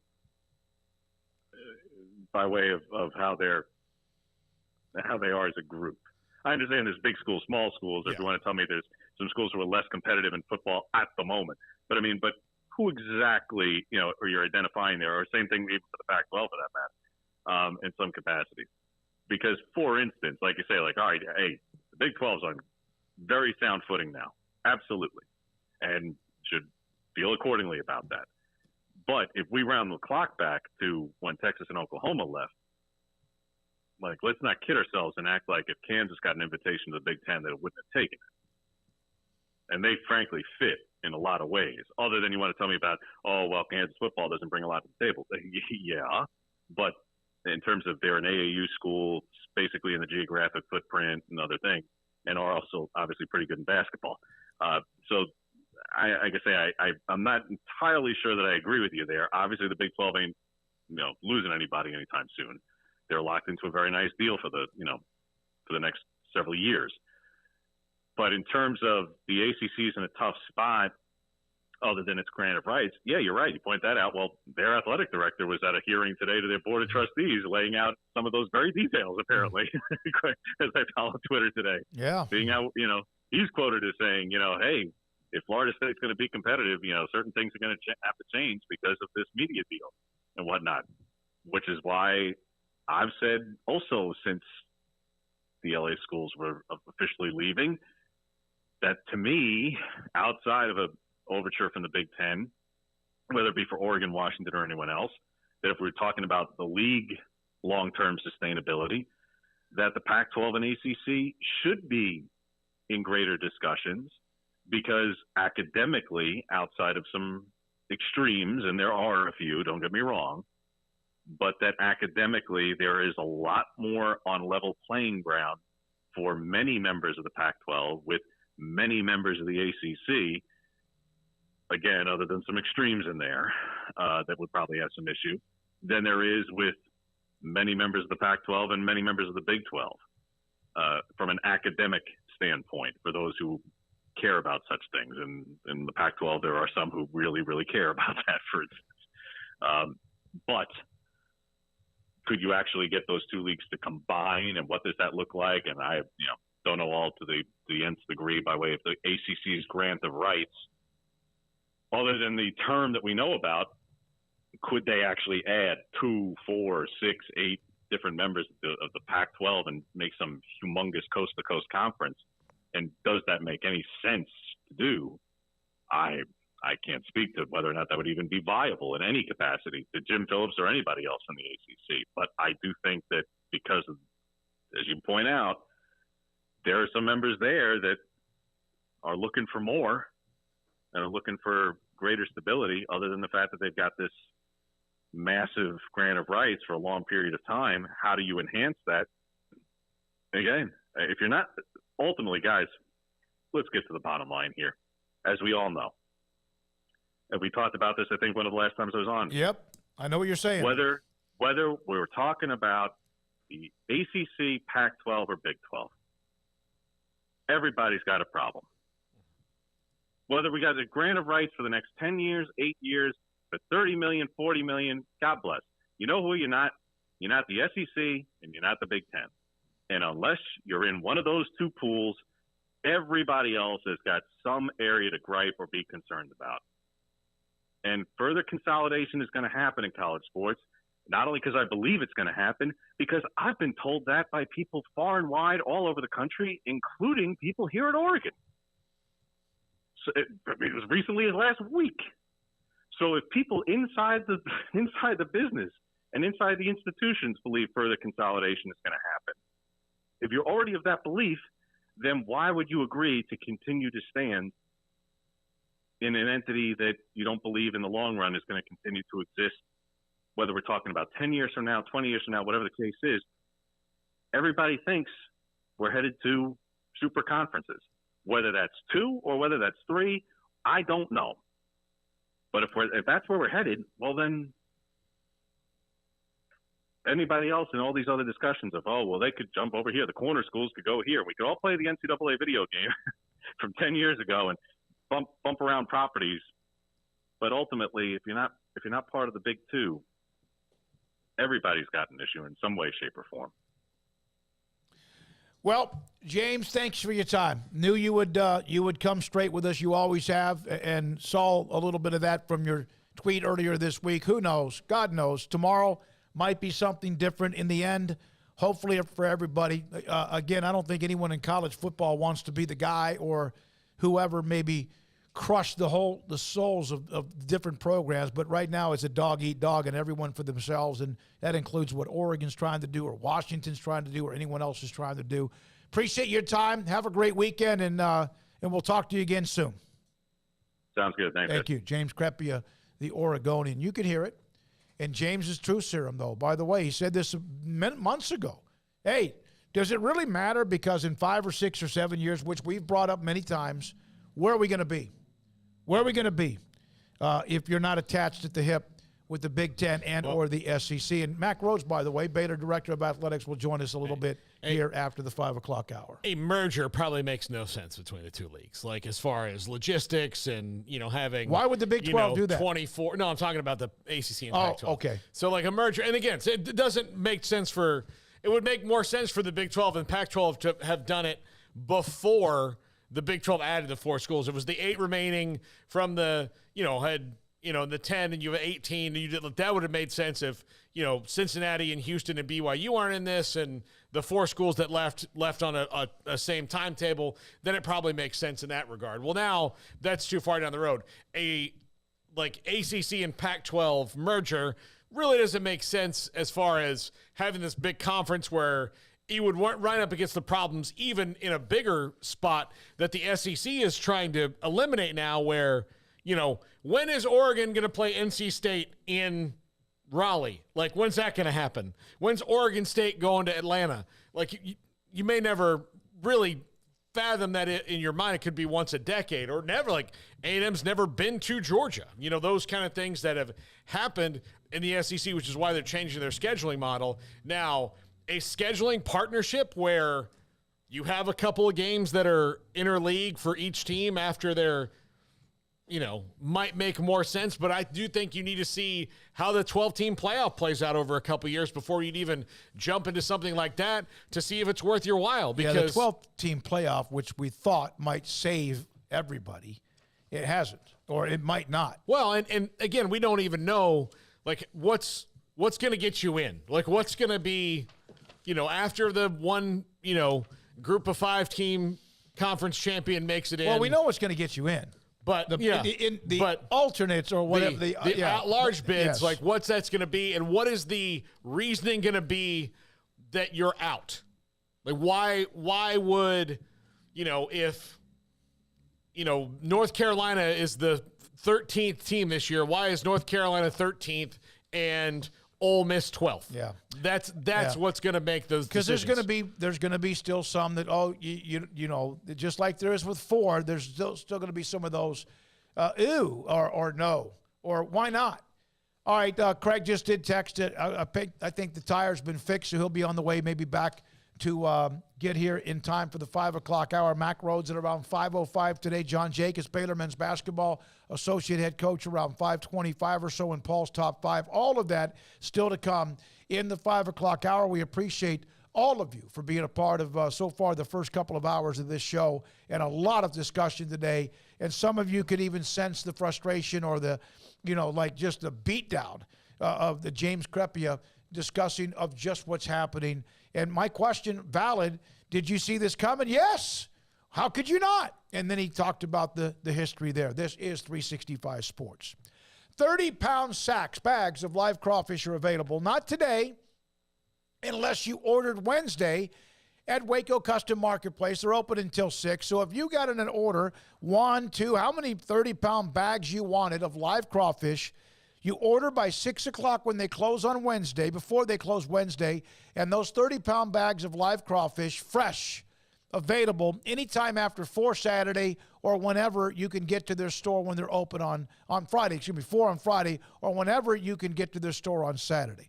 $4.50 a pound. That's this week. Next week it could go up or down, a nickel, a dime, or maybe even a quarter one way or the other. Orders placed by Wednesday at 6. Pick them up anytime after 4 on Friday or on the weekend on Saturday at Waco Custom Marketplace. Right now, all fresh shrimp is 10% off. Lobster tails, $16.50 a piece. Boudin at $2.99 a pound. Chicken wings, $1.90 a pound, $1.90 a pound. That's what's going on at Waco Custom Marketplace at 425 Lake Air Drive in Waco. During the President's Day sales event at Allen Samuels in Waco, get a 2022 Ram 1500 Quad Cab with 0% for 72 months or Ram 1500 Crew Cab with 1.9% for 72 months on all trim levels, only while supplies last. You want to know why Stonewood Dental is so successful? Listen to what happy customers have to say. It's pleasant. It's different than any other dentist office. I really feel like they care. And it's not that you're here for 2 hours waiting on someone to take care of you. It's quick and easy, and you know, I bring my kids, and my kids love being here too. They really love the treasure box. Staff is really nice and accommodating, real friendly. You feel more like home. It's not sterile looking. Everybody has their own personalized rooms with decorations and decor, and they'll even have a blanket for you when it's cold. I've recommended people to actually come here, and they are patients now. I really love it here. It feels like family. Learn more, stonewood-dental.com.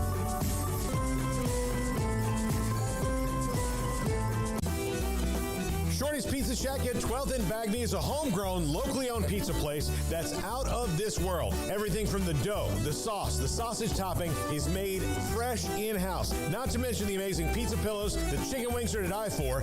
Try the Sikkim sauce, chili cheese fries or tots, plus great specials on food and drink every single day. Shorty's is also the perfect spot to watch the game with your friends. Shorty's Pizza Shack at 12th and Bagby. Tell them Paul sent you by. TFNB Your Bank for Life is the official local bank of Baylor Athletics. Find out why more Central Texas are making TFNB their bank for life.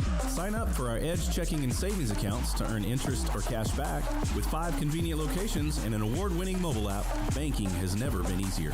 TFNB Your Bank for Life. Member FDIC. Hey, this is Bryce Petty, former starting quarterback and 2-time Big 12 champion, and I know firsthand the importance of being in top shape both on and off the field. So listen up, men. If you're feeling beat down day in and day out and looking for that high-performance edge that separates the men from the boys, then look no further than the Petty Clinic Low T in Waco. Petty Clinic is a comprehensive men's healthcare clinic with an atmosphere catering to men. Board-certified Dr. Kent Petty has a special interest in offering the highest quality medical care to men of all ages. Some of the services offered include screening and treatment for low testosterone or thyroid, infertility, high blood pressure, diabetes, high cholesterol, sleep apnea, while offering comprehensive wellness exams and complete men's health lab panels. High performance men, remember, it's not just a Petty thing. This is Bryce Petty, encouraging you to reach out and Google search Petty Clinic Low T or go to pettycliniclowt.com and get your complimentary lab screening today. How did Edward Jones become one of the biggest financial service companies in the world?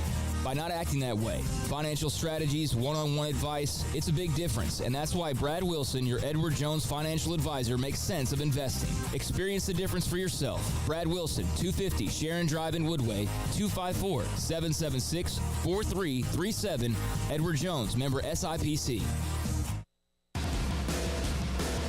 Welcome back to 365 Sports, powered by Sikkim365.com. Our weekly segment with Baylor Director of Athletics, Mack Rhoades, is brought to you by Edward Jones Investment Brokers, Ben Erlinson, Brad Wilson, Cam Heathcott, and Chuck Verno. Edward Jones, making sense of investing.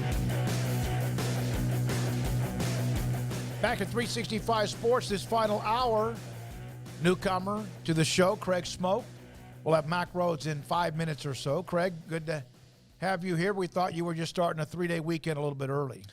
Might as well have, right? Yeah. Might as well have. No, I was getting flat tire fixed instead. Discovered that this morning. I had 2 nails, actually, so I don't know how that happened, but what should have been about an hour, I sent you a graphic of the time they told me it would be ready, and that was well over an hour ago, so it took me much longer, but hey, here I am, part of life, nobody cares. Better when you found out than when you were on your way up 35. Yeah, I'm leaving town, so that needed to get done, and if it hadn't, I mean, turns out I had 2 nails, so the idea of driving up to Dallas is kind of frightening, so I'm glad I got that fixed. My question always when you have nails in the tire is, who are these reckless people with just open jars of nails? Yeah. Driving around. Well, I mean, we got so much construction around. Yeah. There's so much crap in the roads in Waco. I mean, there really is. We had a bridge that's taken a year longer than it was supposed to get fixed. There's just all sorts of junk everywhere, and who knows. But, I mean, you know, being on 35 constantly doesn't help. So, anyways, nobody cares, like I said, but glad to be here. Still haven't seen a Pac-12 TV deal get done. I was hoping that in the hours that I was waiting that maybe something had come final, but I've seen there's just a lot more scuttlebutt about what this could potentially look like, and some comedy involved and some tragedy. I think if you're a Pac-12 fan, if like Ion TV really is your destination eventually, which I know you guys have talked about, but yeah, glad that didn't miss out on anything too heavy, and let's see how this final hour goes. Well, we have an hour to go, and something could happen at any time. It could be another streaming service or whatever, and it's kind of a calamity. And unfortunate, and yet again, something that when I asked James, could you see this come? Hell yeah, I could see this coming. He goes, how could you not? From the time when USC and UCLA bolted a month after they were discussing whatever this and that and everything else in between. So he's very much, you may want to listen to that. And again, you James may not. Crepea, that is? Yeah. I didn't get to hear him. Yeah, James Crepea was on with us just moments ago, and he is, you could tell, kind of a beatdown as he watches, and basically said that Oregon, I said, so what's their option? He goes, great question. So there's that on realignment today. We discovered, we talked Ion, we also talked that it was maybe not. And then, of course, the Florida State rattling cage because, the Seminoles and UT are very much the same type people.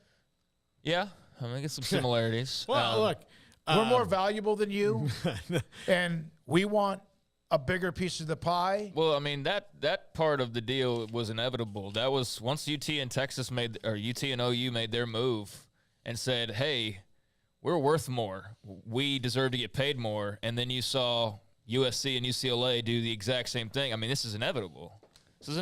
This was exactly what was predicted when you look at the ACC and that contract. And as we talked about yesterday, of like, yeah, it's ironclad until the schools involved don't want it to be ironclad anymore. And so, yeah, if you're Florida State or you're North Carolina or you're Clemson or you're Miami, even though I'm kind of already tired of them today. That's another thing we discussed. Yeah. But, you know, if you're one of those schools, yeah, absolutely. I think you have to, the last 2 years, be looking at the landscape and going, okay, we're the same as them. Like, what are we doing here? What does our future look like? We're not going to be making $20-40 million less than these other schools that we're on par with, or maybe even better than, you know, if we had the same amount. So yeah, this was going to happen. It's just a matter of what can actually be done about it, and how much rattling is there really that causes something to occur, because it's just talk for now, but you know, see how the atmosphere changes. It can change quick. I would say phase one is unequal revenue sharing, like them trying to get that. But that's not going to close a $30 million gap, Craig. I mean, like, there's no way you can do the math unless you just had 3 schools just give you all the money, you know, for the other ones that need the revenue sharing every year. And, like, it just rotates. Like, all right, it's your tough break, Virginia Tech. That's your year to give all the money away. Yeah. And that's not going to happen either. So it's a very complex issue, especially within the ACC. But if you're Florida State and you're Clemson and North Carolina and Miami maybe even a little less than, because they're a smaller school overall. But as far as athletics brands, and in football for Florida State and Clemson, there is maybe, you know, 5 brands on par with North Carolina basketball, and Florida State and Clemson brand-wise are on par with, you know, pretty much everybody you can throw out there as far as brand recognizability, profitability, television ratings, and all that. And then you look at the rest of the conference. I mean, it's much like a USC thing. And like, okay, the Pac-12 has great ratings when USC's playing. They have good ratings when Oregon and Washington are playing. And then their ratings are scattershot for everybody else, right? And so, you know, when you look at we did the ACC the other day, it's kind of the same thing. Great ratings when FSU and Clemson are playing, good ratings for a couple other schools, and everybody else is kind of scattershot. And so it's inevitable. And like, look, is it right? You know, is it? I don't know if it's right. I don't necessarily. But think, you didn't say. But okay, no, I don't know. But did you say that when UT bolted? My bigger problem was how they did it. Okay. Like, again, at least with Nebraska and A&M and Missouri and Colorado, they told you what their problem was. It wasn't you woke up in the morning and the 4 schools were just gone. Well, that's something that can be, I don't know, kind of taken however you want to take it, because that's why I've always maintained, like, no matter what's been solved or what conclusion's been drawn, I've always still asked the question of, like, what was going to happen if Brett Zorneman doesn't break that story. Yeah. Like, we've never really gotten a real answer to, like, exactly what was going to happen, because, you know, even when we've asked Mack Rhoades of, like, kind of just vaguely, like, well, they have to give the 18 months notice, but again, that story broke well before the 18 months. So Brett Zorneman doesn't break that story. How many more months go by before they get to the 18-month point? And then when they get to the 18-month point, are they able to go and swoop in and grab the 4 schools that they grabbed? And where can they do that and then go swing a new TV deal that basically prevented them from becoming irrelevant and being in the situation the Pac-12's in right now? Like, think about that part of it as well. Not even the 4 schools that you added, which you added well before you would even have known in a different timeline. But you also then did that, and you went and you grabbed another TV deal well ahead of when you were expected to get it. And now, this very moment, that looks genius, because we're talking about the Pac-12 and whatever network you want to come up with. So if they had waited until the actual deadline of, like, all right, 18 months till we leave, here you go, here's the official notice, what's the TV situation at that point? They don't have the deal they have right now. No, the Pac-12, although at times is probably, we don't want anything to do with, we don't want to change. They would change positions with the Big 12 in a heartbeat right now. Yeah, so I'm just saying that to give Texas and Oklahoma a little bit of credit, because it's not like they planned it out to where, like, overnight they were like, ha-ha, screwed you guys over. They really the bubble got bursted before they had a chance to even blow it up anymore, and we don't know when they were planning on doing that. And that remains a mystery, and one day I hope to hear what their actual plans were there, because maybe it was nefarious. Maybe they were planning on just screwing the conference over and leaving them little time to scramble and recover. But maybe not. Maybe they were going to be a gentleman about it on their way out and give them enough time to know, like, hey, this is what's coming. You better prepare for it. We don't know. Well, I have reached out to UT at the very top level, and not that we may get anybody, but Kevin Eltife is somebody from Tyler, known him a long, long time, the president of the UT system. At least the offer is there to come on, and maybe we could ask him that, whether he would answer that or not. But the chances we get him are not very good. But who knows? You cannot get a yes or a no if you don't ask. And Mack Rhoades, Paul, now will be ready here in just 1 second. Yep, he's ready to go. Okay, we'll have Mack Rhoades here in just a second. Hey, don't forget tonight on Sports Tonight at 10:30 on the CW channel, Sports Tonight with all of what we have today condensed thanks to Emery Winter and his brilliance and magician and the ability to edit everything down in the condensed version. And I had yet another person today mention that to me that I bumped into at a business. So that is tonight at 10:30, Sports Tonight on the CW. We are now joined by Baylor's Director of Athletics, Mack Rhoades. Huge game tomorrow, Texas at home. Baylor men's basketball right now trying to get themselves off the schneid. Mack, thanks for your time. You were on that road trip, and obviously a tough road trip. And the ability for them to stay, the team stay in Kansas for those days, is that something you would do very often? And it didn't work, unfortunately, as far as on the court, but how often would you do that with any team other than a tournament? Yeah, no, it certainly made sense just because the proximity, in terms of the location, and then, the fact that, there was just a couple days in between. And we travel with an academic person, and so they were able to also do all of their academics, and so I just think the wear and tear of having to travel back from Lawrence back to Waco, and then next day get back on a plane to go back to Manhattan, so just made sense. Now, I don't know that Coach Drew will ever let me go on a road trip again, but it was a obviously tough outcome, both games, and but I think those are games that our team will learn from, and I'm really confident that we'll be ready to go against a really talented Texas team tomorrow. Mack, I know that the pavilion is you could see it. It's coming out of the ground. The shell is there, the Foster Pavilion. Well, there was a stat we had earlier about the Big 12 leads the country among all the major conferences in average attendance per capacity, and it's at like 76%. Did you have that information? I know there's a lot of reasons for what you're doing with the size of the pavilion, the Foster Pavilion, but was that something that was also a part of your decision, that 75, 76% on the attendance for that pavilion compared to the Farrell Center? Yeah, it's a great question. And when we went through,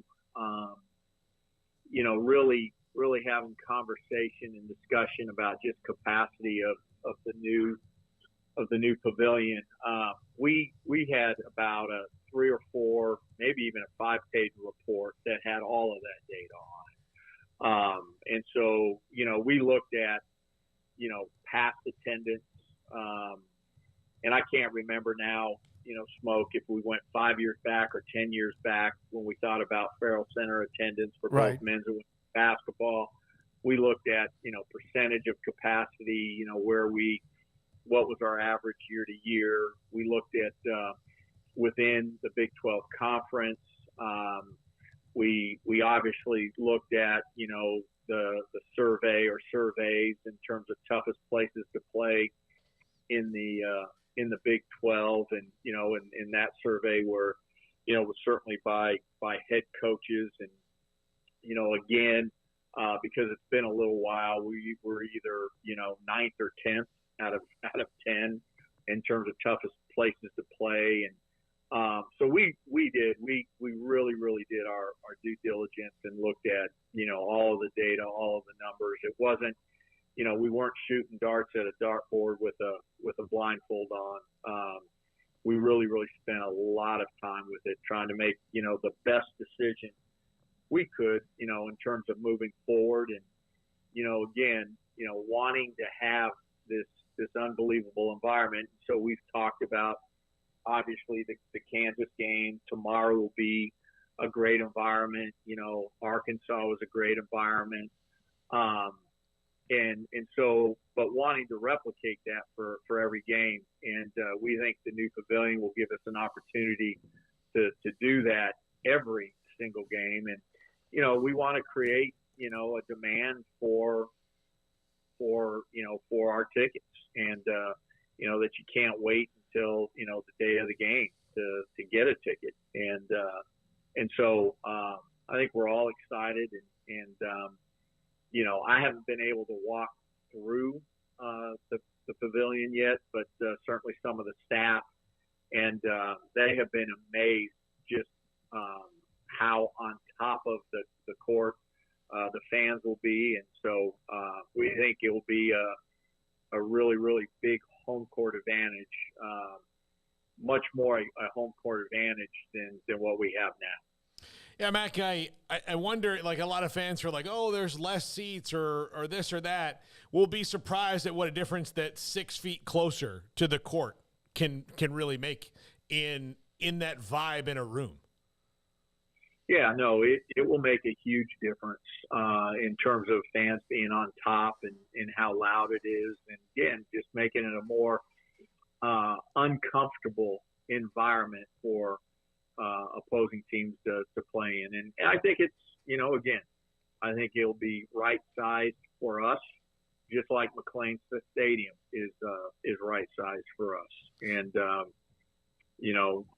so again, excited about it. And, it's pretty cool to see it go up as quickly as it's going up. And we keep reminding the contractors January 1, 2024.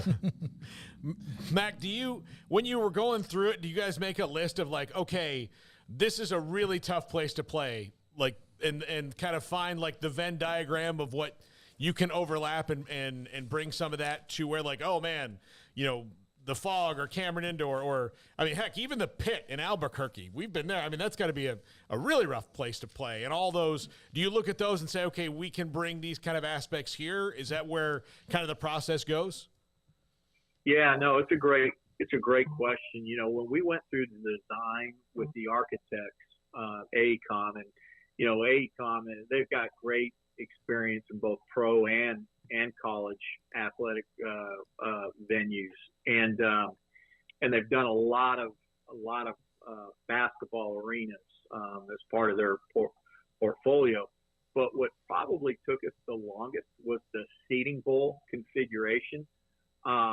And again, just trying to remember, back to when we were going through that, it was probably a good 3 months, and maybe even longer in terms of just the whole, seating bowl configuration and how we were going to do that. And, it wasn't a cookie cutter model that we just took from, a particular, venue that had already been constructed, but it was really, taking some really highlights or fundamentals from a variety of different venues and arenas. And so we really did our due diligence in terms of the configuration of the bowl, and hopefully that pays off when it's completed and we have it packed.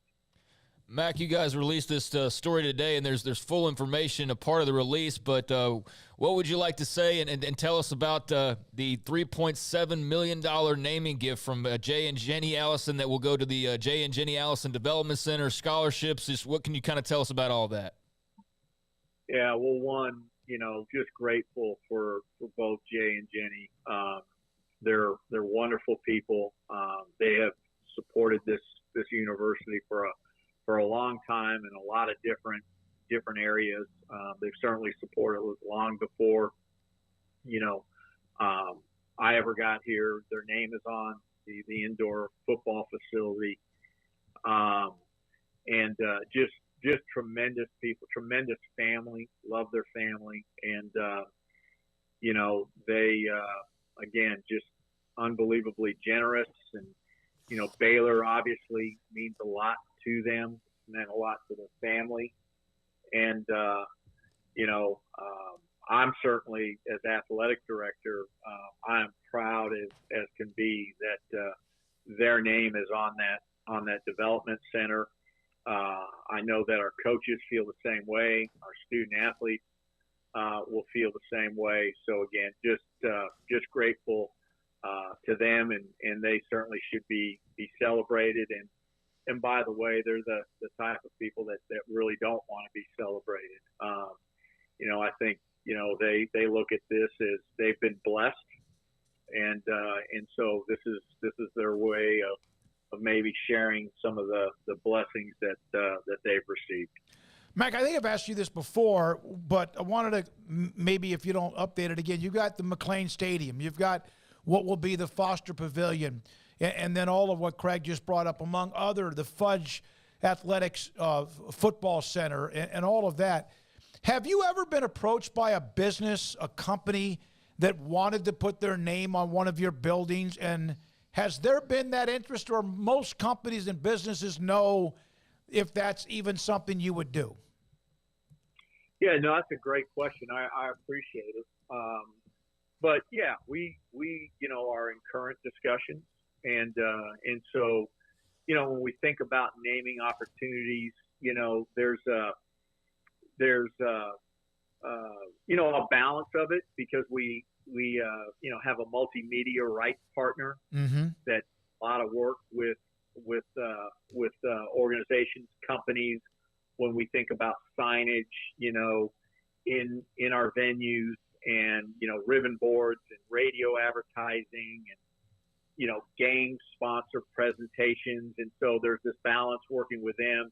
What rights do we have? What do we own as the institution that we can go out and get donations for? And so we always work, and that's always prescribed in the beginning, so that we're not stepping on each other's toes. And so obviously we're able to do that with the main naming rights to each of these facilities, but there's some secondary rights as well that we're working on, and those can include companies as well. Mack Rhoades, Baylor's Director of Athletics, with us on 365 Sports. Mack, the new deal that you guys have moving forward, ESPN, Fox, of course, ESPN has the streaming ESPN Plus. What would there have ever been, what would your reaction be if, in fact, the commissioner came to you and said, we're really going to struggle here with linear television. We need to do most of what we do when it comes to streaming. Would that have been an absolute panic no?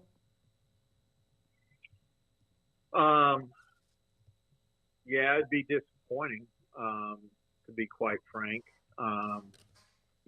Where I go first is, the brand of the conference, which means, impact on recruiting. And so conversations with my head coaches, our head coaches, in terms of just brand building and the linear space. And, I know that, everybody talks about cord cutting, but it's still, the way people follow college athletics. And you think about not just the event itself, but all of the support shows throughout the week, particularly when you think about, ESPN, and even on game day, and then Fox, when you think about, again, on game day and their shows. And so, I think it would be, probably a big disappointment for the athletic directors, and certainly for our head coaches.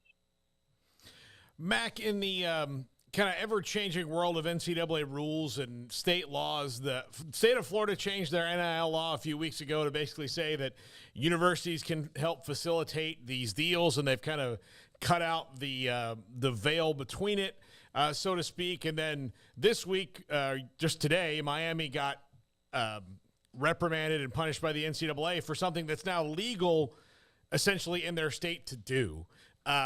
How long, I mean, you probably don't even know this, but is this one of the things that, like, ties everybody's stomach in knots of how do you make this even and fix it all so that everybody has the same rules? Because the state of Florida essentially just fixed Miami's problem 3 weeks ago. Yeah. Yeah, Paul, this is where, I know Coach Jake is coming on in 7 minutes, and by the way, he is the best, and say hello to him. And so I don't want to bump him. And this is something that I could spend 30 minutes going on about. But this is the mess and the chaos that we're in, unfortunately. And, I'm not going to say that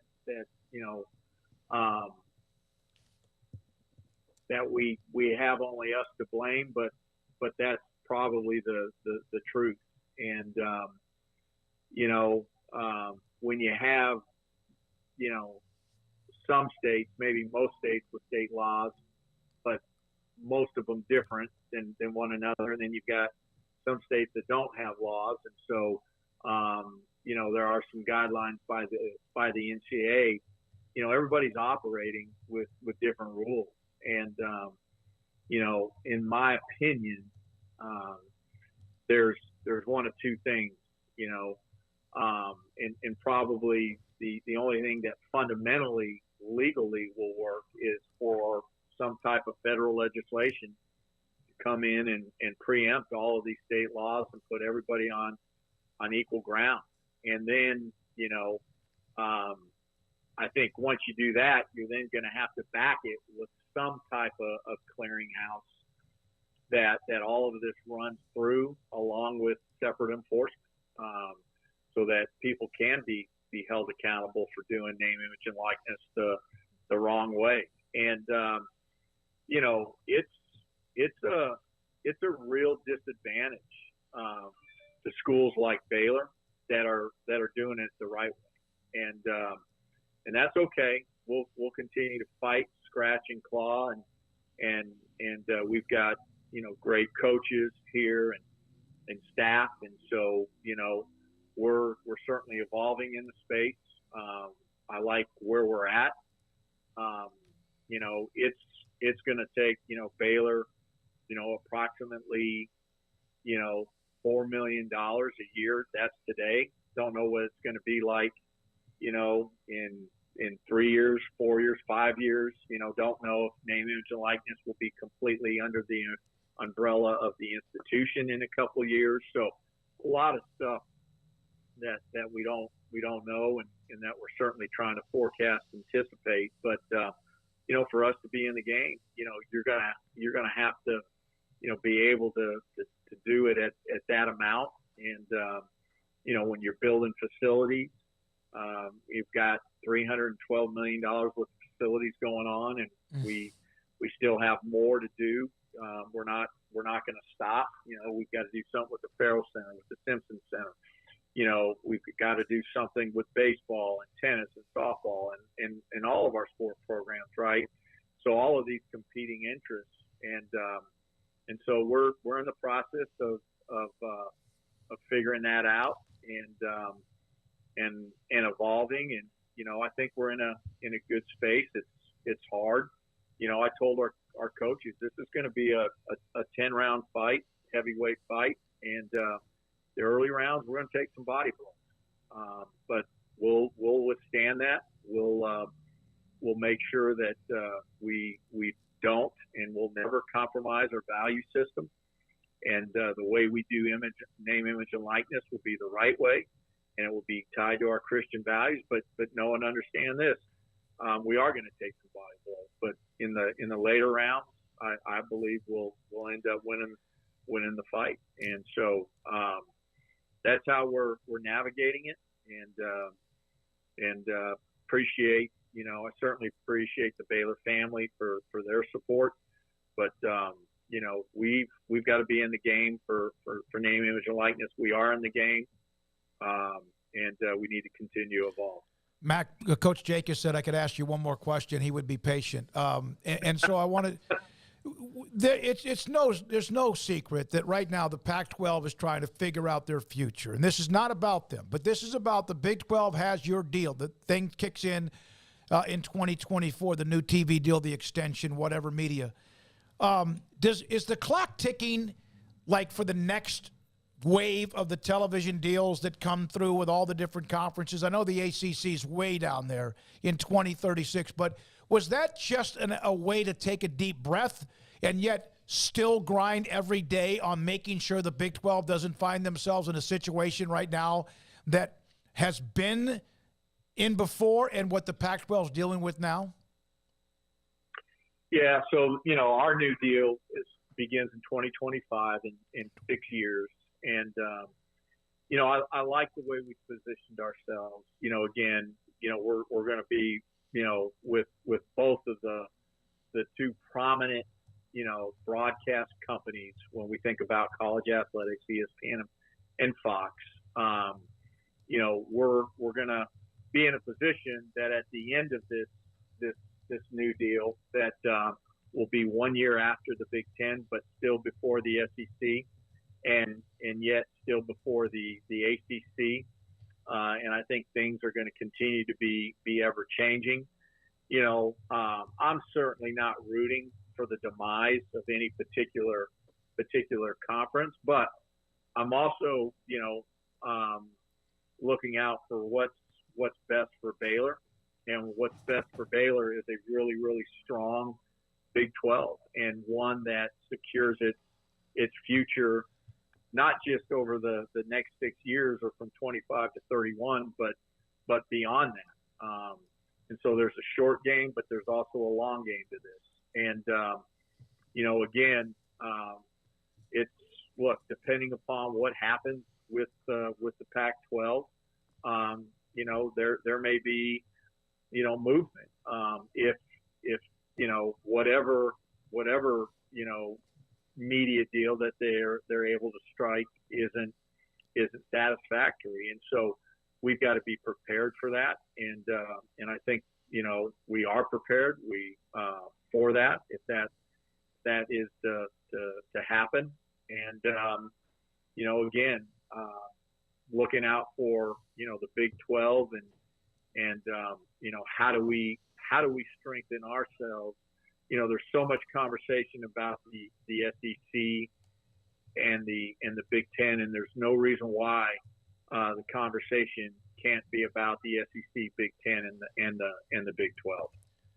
Thank you, Mack. Appreciate your time. And Coach Jacobs says he appreciates you giving him less time to deal with us. Well, he is the best, and I mean that. We are blessed that he is on our basketball staff. We're going to tell him that, too. Thank you very much. See you tomorrow. Baylor, Texas, tomorrow, 1 o'clock at the Farrell Center. Texas at the top with KU, Baylor, and K-State a couple of games back as we hit the last week and a half of the regular season. That's Baylor Director of Athletics, Mack Rhoades, with us on 365 Sports, and we do appreciate his time. Cougar Tracks, the world needs more Mack Rhoades. Others, Kim Coulter, loved his clothes. And there are a lot of you that have gotten into the grant of rights in the ACC, which has been something Paul and I talked about earlier in the show. And that's simmering because of the comments we mentioned. Matt Baker joined us from the Tampa Bay Times earlier today he's just sitting there getting his wife's car fixed, and all of a sudden he's listening to the board of trustees and like, whoa, wait a minute. What are some of these things that we hear with Florida State saying, hey, we're not real thrilled right now. We need to look at some options, or how can we get ourselves in a better position? Now joined by the associate head basketball coach at Baylor men's basketball, great friend of the show, and John Jacobs. John, thank you for your time with Paul and Craig and David Smoak. So what is the mentality in the Big 12? You blink, you burp, you're going to get in a 3-game losing streak. You guys have been there. Now you're in a 2-game losing streak. What is the mentality of a long, long week in Kansas, or a long weekend in Kansas with your team so far when you've gotten back from back to Waco? Yeah, one, I want to say thanks for having me, and thanks for all you do for us. And You're welcome. I would say the second thing is I don't remember Kansas or Kansas State right now. You got a long memory. If you struggle with sensitivity, if you care what people think about you, if you don't believe in the culture of joy or Scott's process, if you don't believe that you're working for a Hall of Famer and that our players have the third most quad one wins in the country, have gone through the second hardest schedule in the country, if you go by strength of schedule, and would be a 2 seed right now, 3 at the worst. So we're one of the 8 to 12 best resumes in college basketball. And if you let a loss in our league, which is going to happen to everybody, define you, then you're going to be in real trouble. So in some ways, it's a good opportunity to help young men be full-grown men, because you just can't care what people think, and you got to believe in your own process. And in our sport's a little bit different than others. So much of it is about peaking at the end with the tournament. Mm-hmm. And I think there's some peak left in us. And if you live in the past, there's no way you're ever going to find your best in the future. So we've had to move on. The coolest thing about this week is the last 2 days, I thought our guys' overall attitude was better than I even expected. So it shows some growth, and it also shows that when we lost those 3 in a row to start the league, winning 10 of the next 11 actually taught us some things that'll carry forward, and we're hoping they'll carry forward strong with a home game. And so often a home game is what you need most in our league. John Jacobs, this segment, the Baylor Bear Hotline, brought to you by Richard Carr Motors. People you can count on. Paul? Coach, is there part of that attitude is that you can see you've only got a few games left of the regular season, the Big 12, then the tournament, and you can see the next goals on the horizon. So it might be a little bit easier to bounce back from a couple of tough days. Yeah, for sure. Everybody's best day in our sport is Selection Sunday. And for the 68 teams that don't make it, it's brutal. But for the 68 that do, you find this new life. And there's nothing better than watching that show and hearing your name called. And at that point, everybody's 0-0. And all the ills of February and the long months of January, February in league, and the difficulty of our league, you need a celebration almost to remind yourself that what we just went through physically and emotionally is unlike any other thing in college basketball. This might be the first time that 9 of 10 of our teams make the tournament in the same year. It's definitely the first time that 6 of our teams will be all top 4 seeds. You've never seen anything like this. So when you go through the torture test of this league, the hope of Selection Sunday and then sitting there and celebrating when you finally get there is actually really refreshing. And so we're trying to keep our guys refreshed until that moment. And, you know, I think everybody wants to confront, everyone wants to point out the wrong. There's some genius in the way Scott's done this thing for a while. And sometimes pointing out the right and having moments of joy is better than pointing out the wrong. So we're constantly, you know, working through that balance, but I agree 100%. The hope around the corner is a real positive thing, and we're thankful that it's coming. John, when you do that, and you do have these games left in conference and then the tournament and then the tournament, the one that counts in how people are remembered for the most part, how do you do that and yet maybe work on your rotation? Is it you tighten it up now to make the run, or you still want to kind of tweak a few things if you can, if you have the time to do so? Yeah, we will tweak some things. I think if you're paying attention tomorrow, you might see 1 or 2 tweaks. And the thing that's unique about us is when we went through that first losing streak to 3 is that LJ had a concussion, and him and Adam weren't practicing together. And then once we kind of found some practice days, we were able to fix some things and then go on that run of 10 of 11. We've had 2 good practice days this week. And even as John has returned, there's a storybook burst of energy for that first home game. But then you have to, like, wrinkle through what your rotations are going to be. And now that the league saw that John can make a 3 and they adjust their scouting reports, there's this next iteration of Baylor basketball that we've got to figure out. And I think we're constantly going to be hammering through that as a group. And the next 3 games, they're gifts. You're going to find out real quick how good you are. Every single time you step on the floor, if you're selfish or thinking about yourself, you're going to be exposed. If you're tired, you're going to get run out the gym. And those are some things that are real positives. So you can embrace it and face it head on, or you can run from it. And the reality is one way or another, tomorrow afternoon we're playing Texas. They're an unbelievable team this year, extremely old. A lot of guys on their team have been in college 5 or 6 years. They're being blessed by this COVID rule as much as anybody in the country.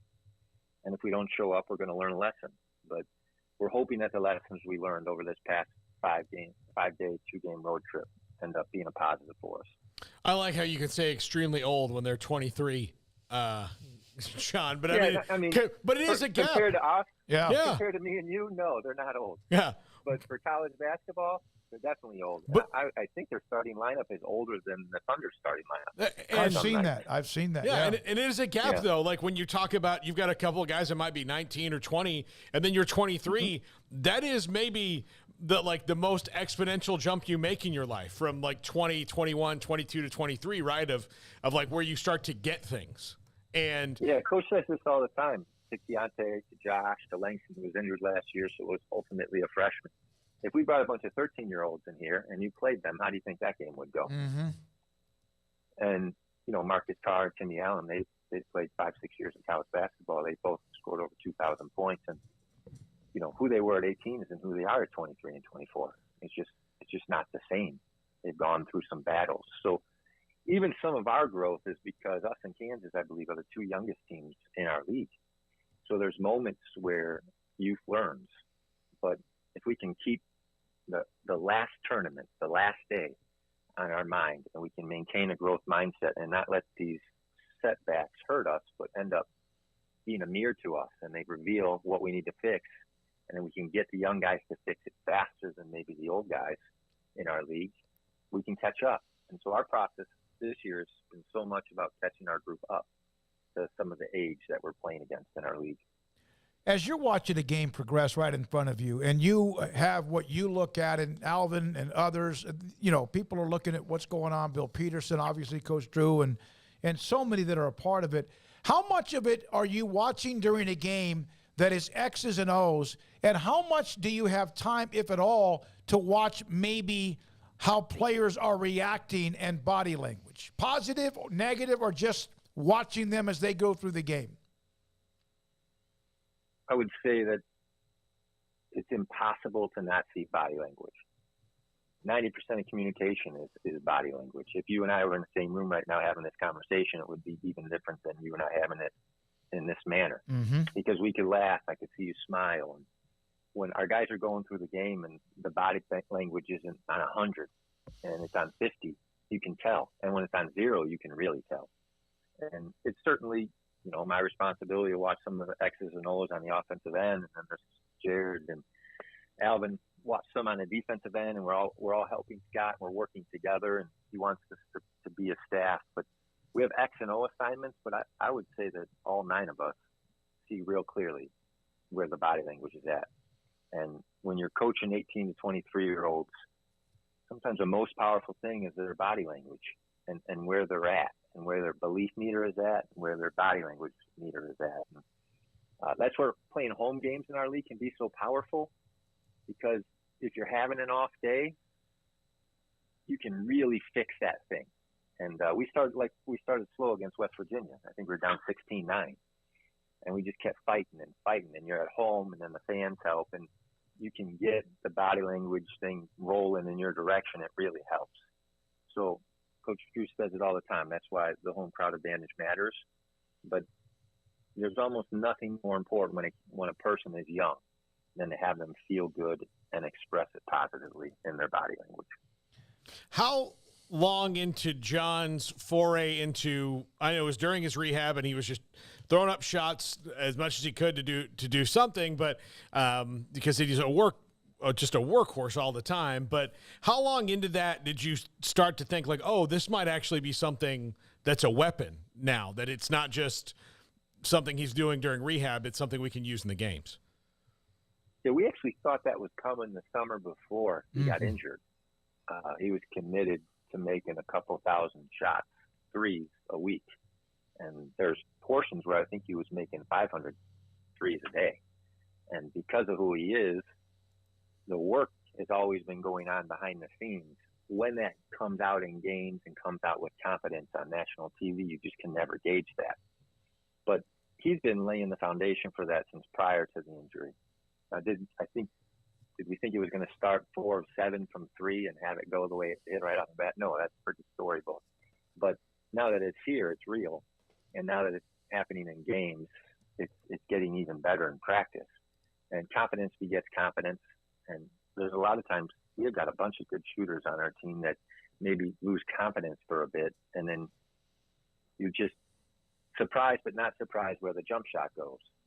And you've got to work through that because the best three-point shooters are missing 6 out of 10 times. So you're going to fail more than you succeed. So you have to be able to emotionally handle that. And I think the key for John is not the work he was doing, but now he's over that emotional hump. He can shoot a 3, make it or miss it, and have it not affect his body language at all, which is a real gift for a kid 6'8", 6'9", that plays as hard as he does to add a jump shot like that to his game. And knowing that if he misses, it won't affect him at all anymore.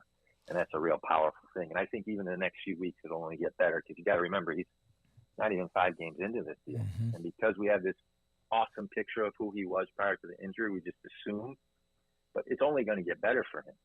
He's 2 weeks from another jump in this deal.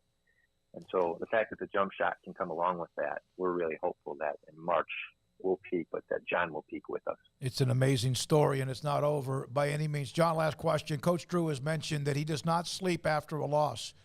When is the latest or earliest in the morning that he has texted you?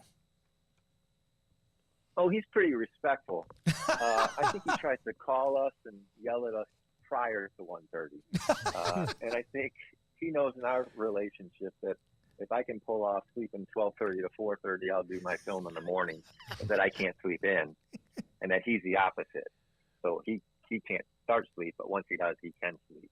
So I think he knows that by now. But, yeah, 1:30. I'm going to put it at 1:30. I think the NCAA tournament in the bubble, I'm going to put it later than that. But as of late, I think he gets all his feelings out by 1:30 in the morning. So. Was there any type of comparison, not to the bubble in Indianapolis, don't get me wrong, but is there any type of comparison the way you guys were together despite what happened, that is a camaraderie, bonding type opportunity there in Kansas? Yeah, 5 days away is always beneficial for the relationships. And this time of year, really what they need more than anything is not time with us, it's time with each other. And there's so many kids right now already daydreaming about putting their name in the portal. Mm-hmm. And there's so many kids already daydreaming about putting their name in for the draft and blaming their staff. And if only 68 teams are going to make the tournament, then there's almost 300 that don't. And you can see all around the country where teams are kind of quitting on each other.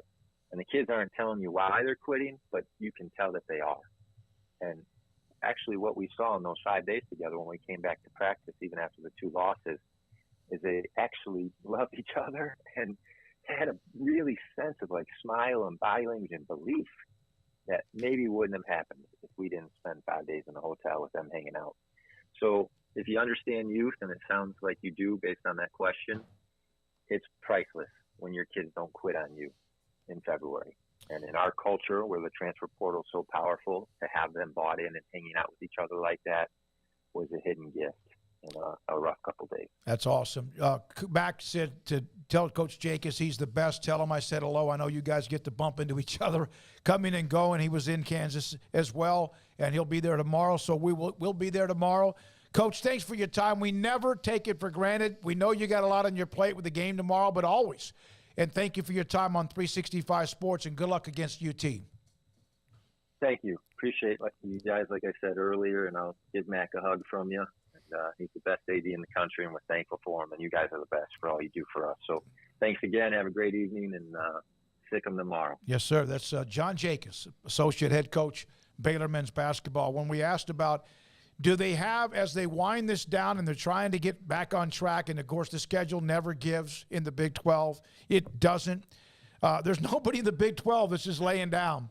And do you have time to tweak the rotation, to lower the number of players who play, and then you have this kind of a feel for you got to do something because of what happened, And he said, if you see us tomorrow, you'll see maybe a few of those tweaks. And so there's time, but at some point you do go from an 8-9 to maybe even 7 in the rotation. Baylor tomorrow, 1 o'clock. Texas, who won the game in Austin, trying to stay atop the Big 12 with Kansas and on the road against Baylor tomorrow. Paul Catalina's top 5 is next. Cars priced right, both day and night. Average your car in Texas. Trucks built for you, red, white, and blue. Average your car in Texas. Cars that zoom with lots of room. Average your car in Texas. Count on us, a dealer to trust. Average your car in Waco, Texas. At Ideal MRI, we feel blessed to be a part of the Waco community. We're a small family business right here in Central Texas, and our goal is to bring down the cost of healthcare while maintaining high quality. At times like this, the cost of healthcare has never been more important, and unfortunately, significant illnesses and injuries still occur. That's why Ideal MRI is open and here to serve you through the difficult time. We offer premium MRIs just like a hospital with state-of-the-art technology and specialists, but you'll pay less. Sometimes thousands of dollars less, whether you're using insurance or not. At Ideal MRI, we accept most insurance and there are no hidden costs, even offering financing if that's needed. Everything included in the price, and you'll not get something as a surprise in the mail later on. If you need an MRI, ask your doctor about Ideal MRI. They'll know.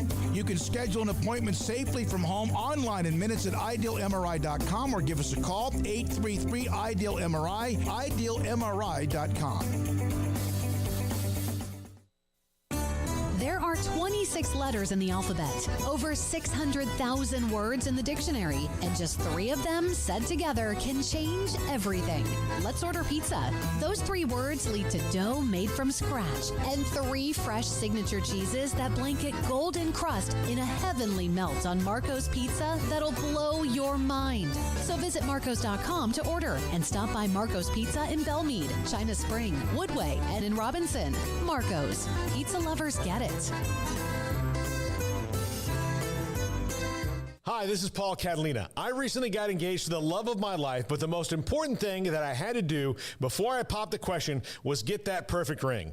And I know nothing about rings. So I went to the wedding ring store, Boozer's Jewelers on Valley Mills Drive. I knew I needed a custom design, and that's exactly what they do. 9 out of 10 of their engagement rings are designed in-house. The entire process took less than a month, and they were great every step of the way. Great options on financing, excellent selection, and talented designers. My fiance and I get nonstop compliments on the ring. I only deserve credit for doing the smartest thing I could, walking into Boozer's and letting them work their magic. Your one-of-a-kind fiance deserves a one-of-a-kind ring, and that's what you get at Boozer's. Boozer's Jewelers, the wedding ring store on Valley Mills Drive.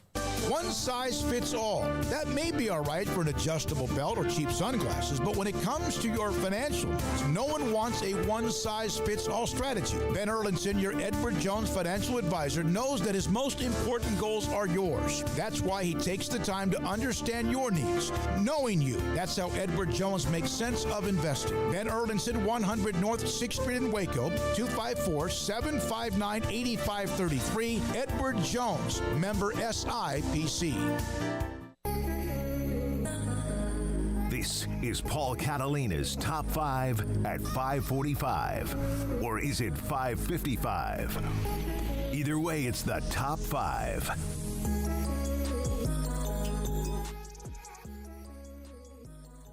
Top 5 reasons the ACC needs to worry. Now, look, they're locked into a long grant of rights. So that's going to protect them in a lot of this. And the cost of the legal part of this will also slow things down. But this is why they've got to start looking ahead. And before we get into the top 5, here's one of the graphics that Michael Alford showed at the Board of Trustees today, in that so this is one of several, I hope. It wasn't just this one. But FSU, this is their viewership compared to the rest of the ACC. And you see there's only one school that's on par with them, and then 3 others that are, or I mean really just 2 in Miami and Louisville, who could kind of maybe jump up into that territory. But it's two schools dominating the television rankings. If that was the Big 12 and you didn't have the logos at the bottom, wouldn't that be the same thing? Or would it be maybe one or two others a little higher? It's very similar. Yeah, you wonder. Okay. All right.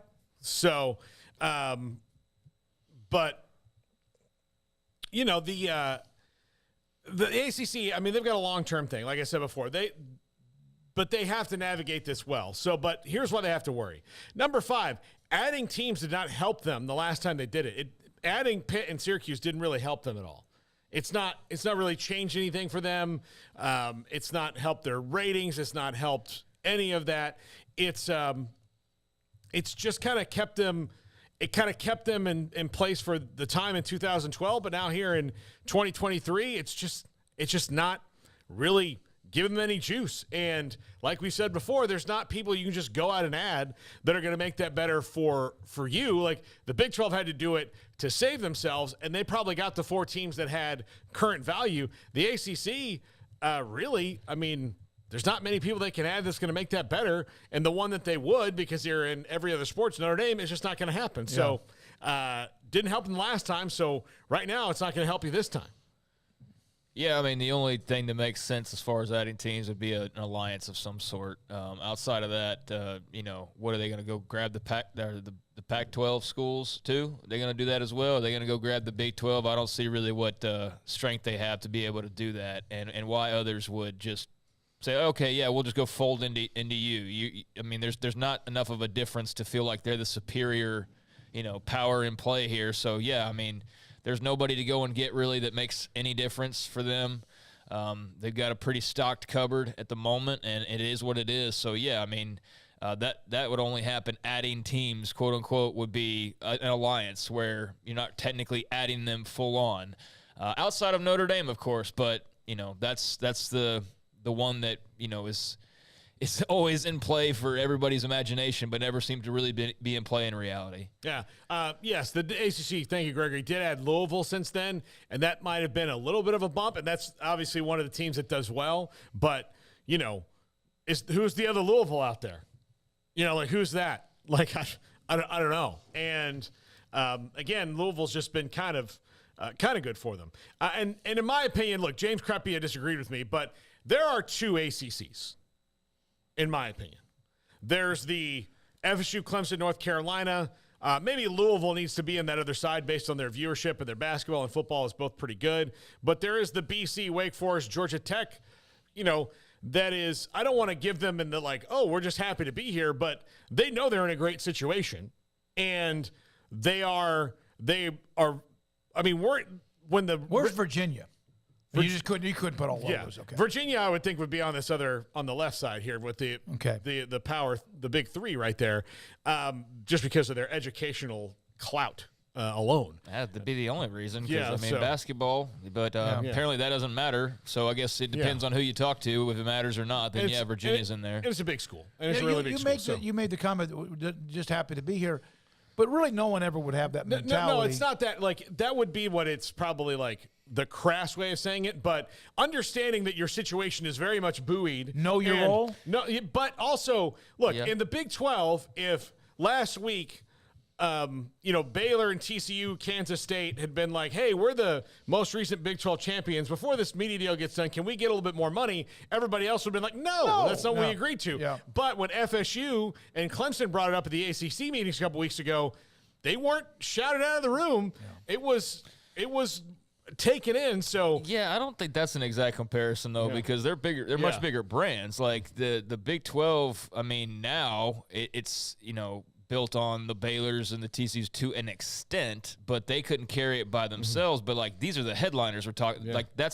That's not the equivalent of Baylor and TCU saying. That's the equivalent of Oklahoma and Texas before they left. Well, okay, then the better thing would be Oklahoma and Texas decided they wanted to go back to the old ways, and they knew that wasn't going to happen in the Big 12 anymore. So they wanted a revenue share, and the Big 12 said no or said yes or whatever. But and I'm not saying this as a knock on you, Paul, but this is very much the air of superiority that every conference is dealing with right now. Yeah. This is USC and UCLA saying we're too good for the Pac-12. This is Oklahoma and Texas, we're too good for the Big 12. This is probably what's going to happen with the ACC because they're the only ones still left standing. The Big Ten and SEC's giants are all satisfied, fat, and hungry right now. So this is the only conference that's in play that has not had their best teams, like money-wise, success-wise, what have you, their blue bloods. They're the only one that has not had those leave yet. So, yeah, that's what it is equivalent to. You wonder if there would have been a vote in the Big 12 if Texas and OU, before the SEC thing hit, had they gone to the Big 12, whoever, and said, hey, we'll stay, but we want to go back to the old ways. Even knowing that there could be an issue with survival, I think everybody would have said goodbye. Yeah, I mean, because it depends on a percentage. Yeah. Like how much of a difference in revenue sharing. We've seen where that doesn't work or it creates a problem, even if it works for those who are the ones who bring in more of the cash cow. And look, and the ACC has gotten along a whole lot better than most conferences do, really. I mean, like, there's not, Michael Alford saying this is just stating, like, a mathematical fact that they're $30 million behind. So the best time for them to actually do this, because, look, Florida State and Clemson put themselves in this spot. They could have figured out a different way back in 2012 when the SEC was still open for business, but I do think Florida State did not want to be in the conference with Florida at the time. I think they were still under kind of that, Bobby Bowden way of thinking of we can win the ACC, and they're right. The next year they dominated through it and won the national title. So at the time it was a great decision for them. Down the line, it's now maybe not been great. Number 3, not many teams bring it up and then stay in the conference. So like when you bring up, hey, we're not making enough money here, that doesn't usually end with that means you have like 1 foot out the door. Yeah, I mean, like, so or mentally. The fact that it's been brought up, and look, it could be a decade from now when this happens, but the fact is it's been floated now. It's been out there.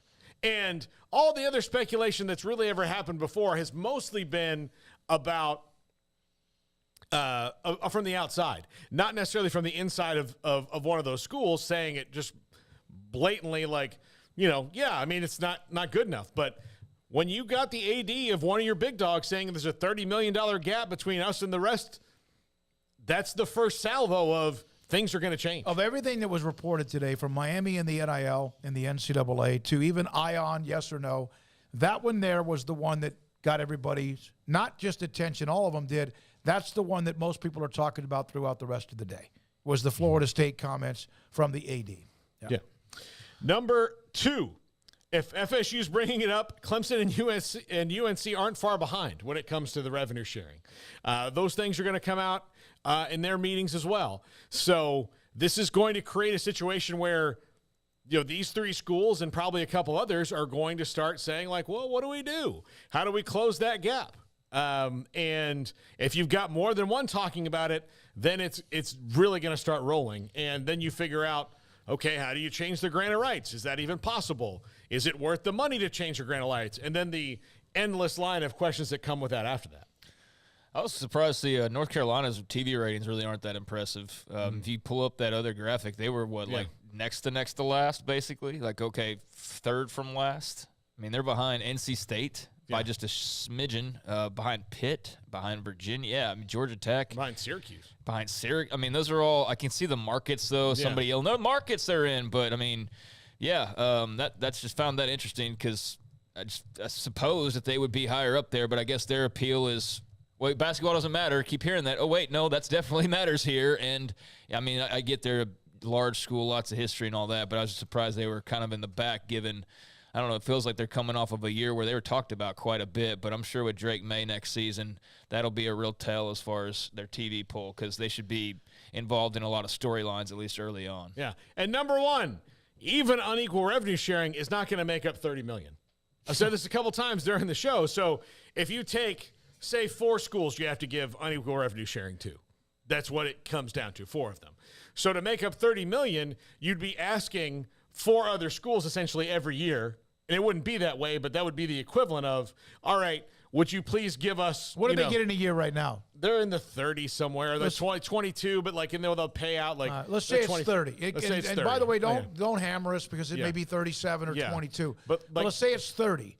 So 30 for Florida State, for 4 schools to make up $30 million, you're looking at that's $120 million a year. Yeah, right? So you're already that's half. The ACC is basically making the same as the Big 12. They're making like $31 million. There you go. So you're talking about Georgia Tech and all the others would have to take $15 million. 36 as of 2021, according to tax returns. That's the latest I can find. So you're getting 15 to others, and the other guys would be getting 40. 42, 40, no, that's not. Yeah, it's not going to fly, and so to make up that gap. So then the question becomes, well, at least for the time being, how much of the gap between $0 and $30 million do you have to cover? Well, it's not even the 1 year, though, Paul. It's how about after 4 years, you have $120 million that you are behind. Yeah. After 10 years, $300 million over a decade. So, yeah, I mean, even if you just look at it from a year standpoint, it's like, damn, $30 million is a lot of money, but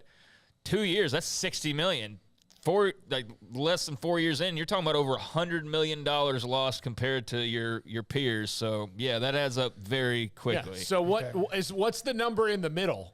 While the grant of rights is, while they're not going to leave and they're not just going to bolt because they're not in a situation like USC and UCLA. So when they're not going to do that, so how can you make them happier until you can renegotiate? So maybe they get they have to make up, each school gets an extra 10 a year, and then you might have something manageable. But then that's 20. Then 5 years, it's still $100 million. I agree. So and then how much till the other schools start complaining of now how much are we losing? Now we're losing all this money. We can't. And they don't have any more of a solid footing because they realize what's next. By the way, one other quick story about sports media, and then we move on and have a great weekend. Warner Brothers Discovery telling teams it's leaving the RSN business. The Roots Sports Channel in Seattle has told teams that they have until March 31st to reach an agreement to take their rights back. There are teams that are involved with this, including the Astros, Mariners, Pirates, Rockets, Blazers, Jazz, Rockets, Kraken, Penguins, Golden Knights. These are certain parts of these teams' coverage before and after games. That's another thing that's happening right now in TV sports. Bally Sports too is I don't know if they have saw that coming, but they're going to file bankruptcy or going to. I mean, they're in that as well. So most Major League Baseball teams and most NBA teams are on the RSNs, and those things are going away. I think you're probably about to see a mostly unless there's somebody who's going to come in and sweep it up, but mostly streaming model for some of those, for the individual teams. Yep. What was the point of WB Discovery? They've done nothing since but just eliminate costs. That's the point. It's I mean, it's just what a weird situation. I mean, that was supposed to be this next big gigantic merger, and all I've seen since the merger is just them cutting costs left and right. By the way, Barry Crawford again confirmed, Craig, what you were mentioning, $36 million per school IRS filings. And then A2, Louisville, Pittsburgh, Boston College, and you can name others, ain't going for that. And you're right. And why would they? Even if that might help fend off any kind of breakup within the conference. So we can thank the Florida State side of the aisle for adding some brand new spice to this whole new conversation, because we've gone from the Big 12 and kind of settled that. Now that's all I mean, they've even got the exit date settled. Everything's good there, and you got this whole Pac-12 upheaval. And I know some get tired heads, some people love every minute of it, and I'm one of those that enjoys it. But I mean, that's going to die soon. One way or the other, there's going to be a TV deal. But now here comes the ACC, and they're the last man standing that doesn't have an upcoming deal but has big brands and does see themselves suddenly looking straight at the Pac-12 and the Big 12 and looking way off in the distance at the SEC and Big 10. So that very interesting development today from Florida State. Jack McKenzie, Emery Winter, also thanks to Garrett Ross. Garrett, from start to finish, among everybody else I mentioned, our great sponsors. As we're starting to close out already the month of February by midweek, is there going to be something by midweek next week when it comes to the Pac-12 with March the 1st around the corner? Who knows? Thanks to all of everybody. Brian Etheridge for a lot of the feedback.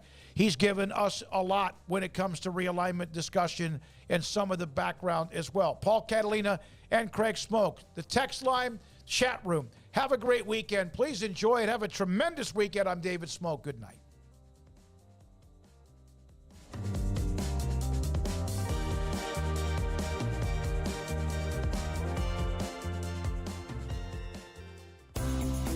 Ideal MRI is a small family business right here in Central Texas. We're open to support you while lowering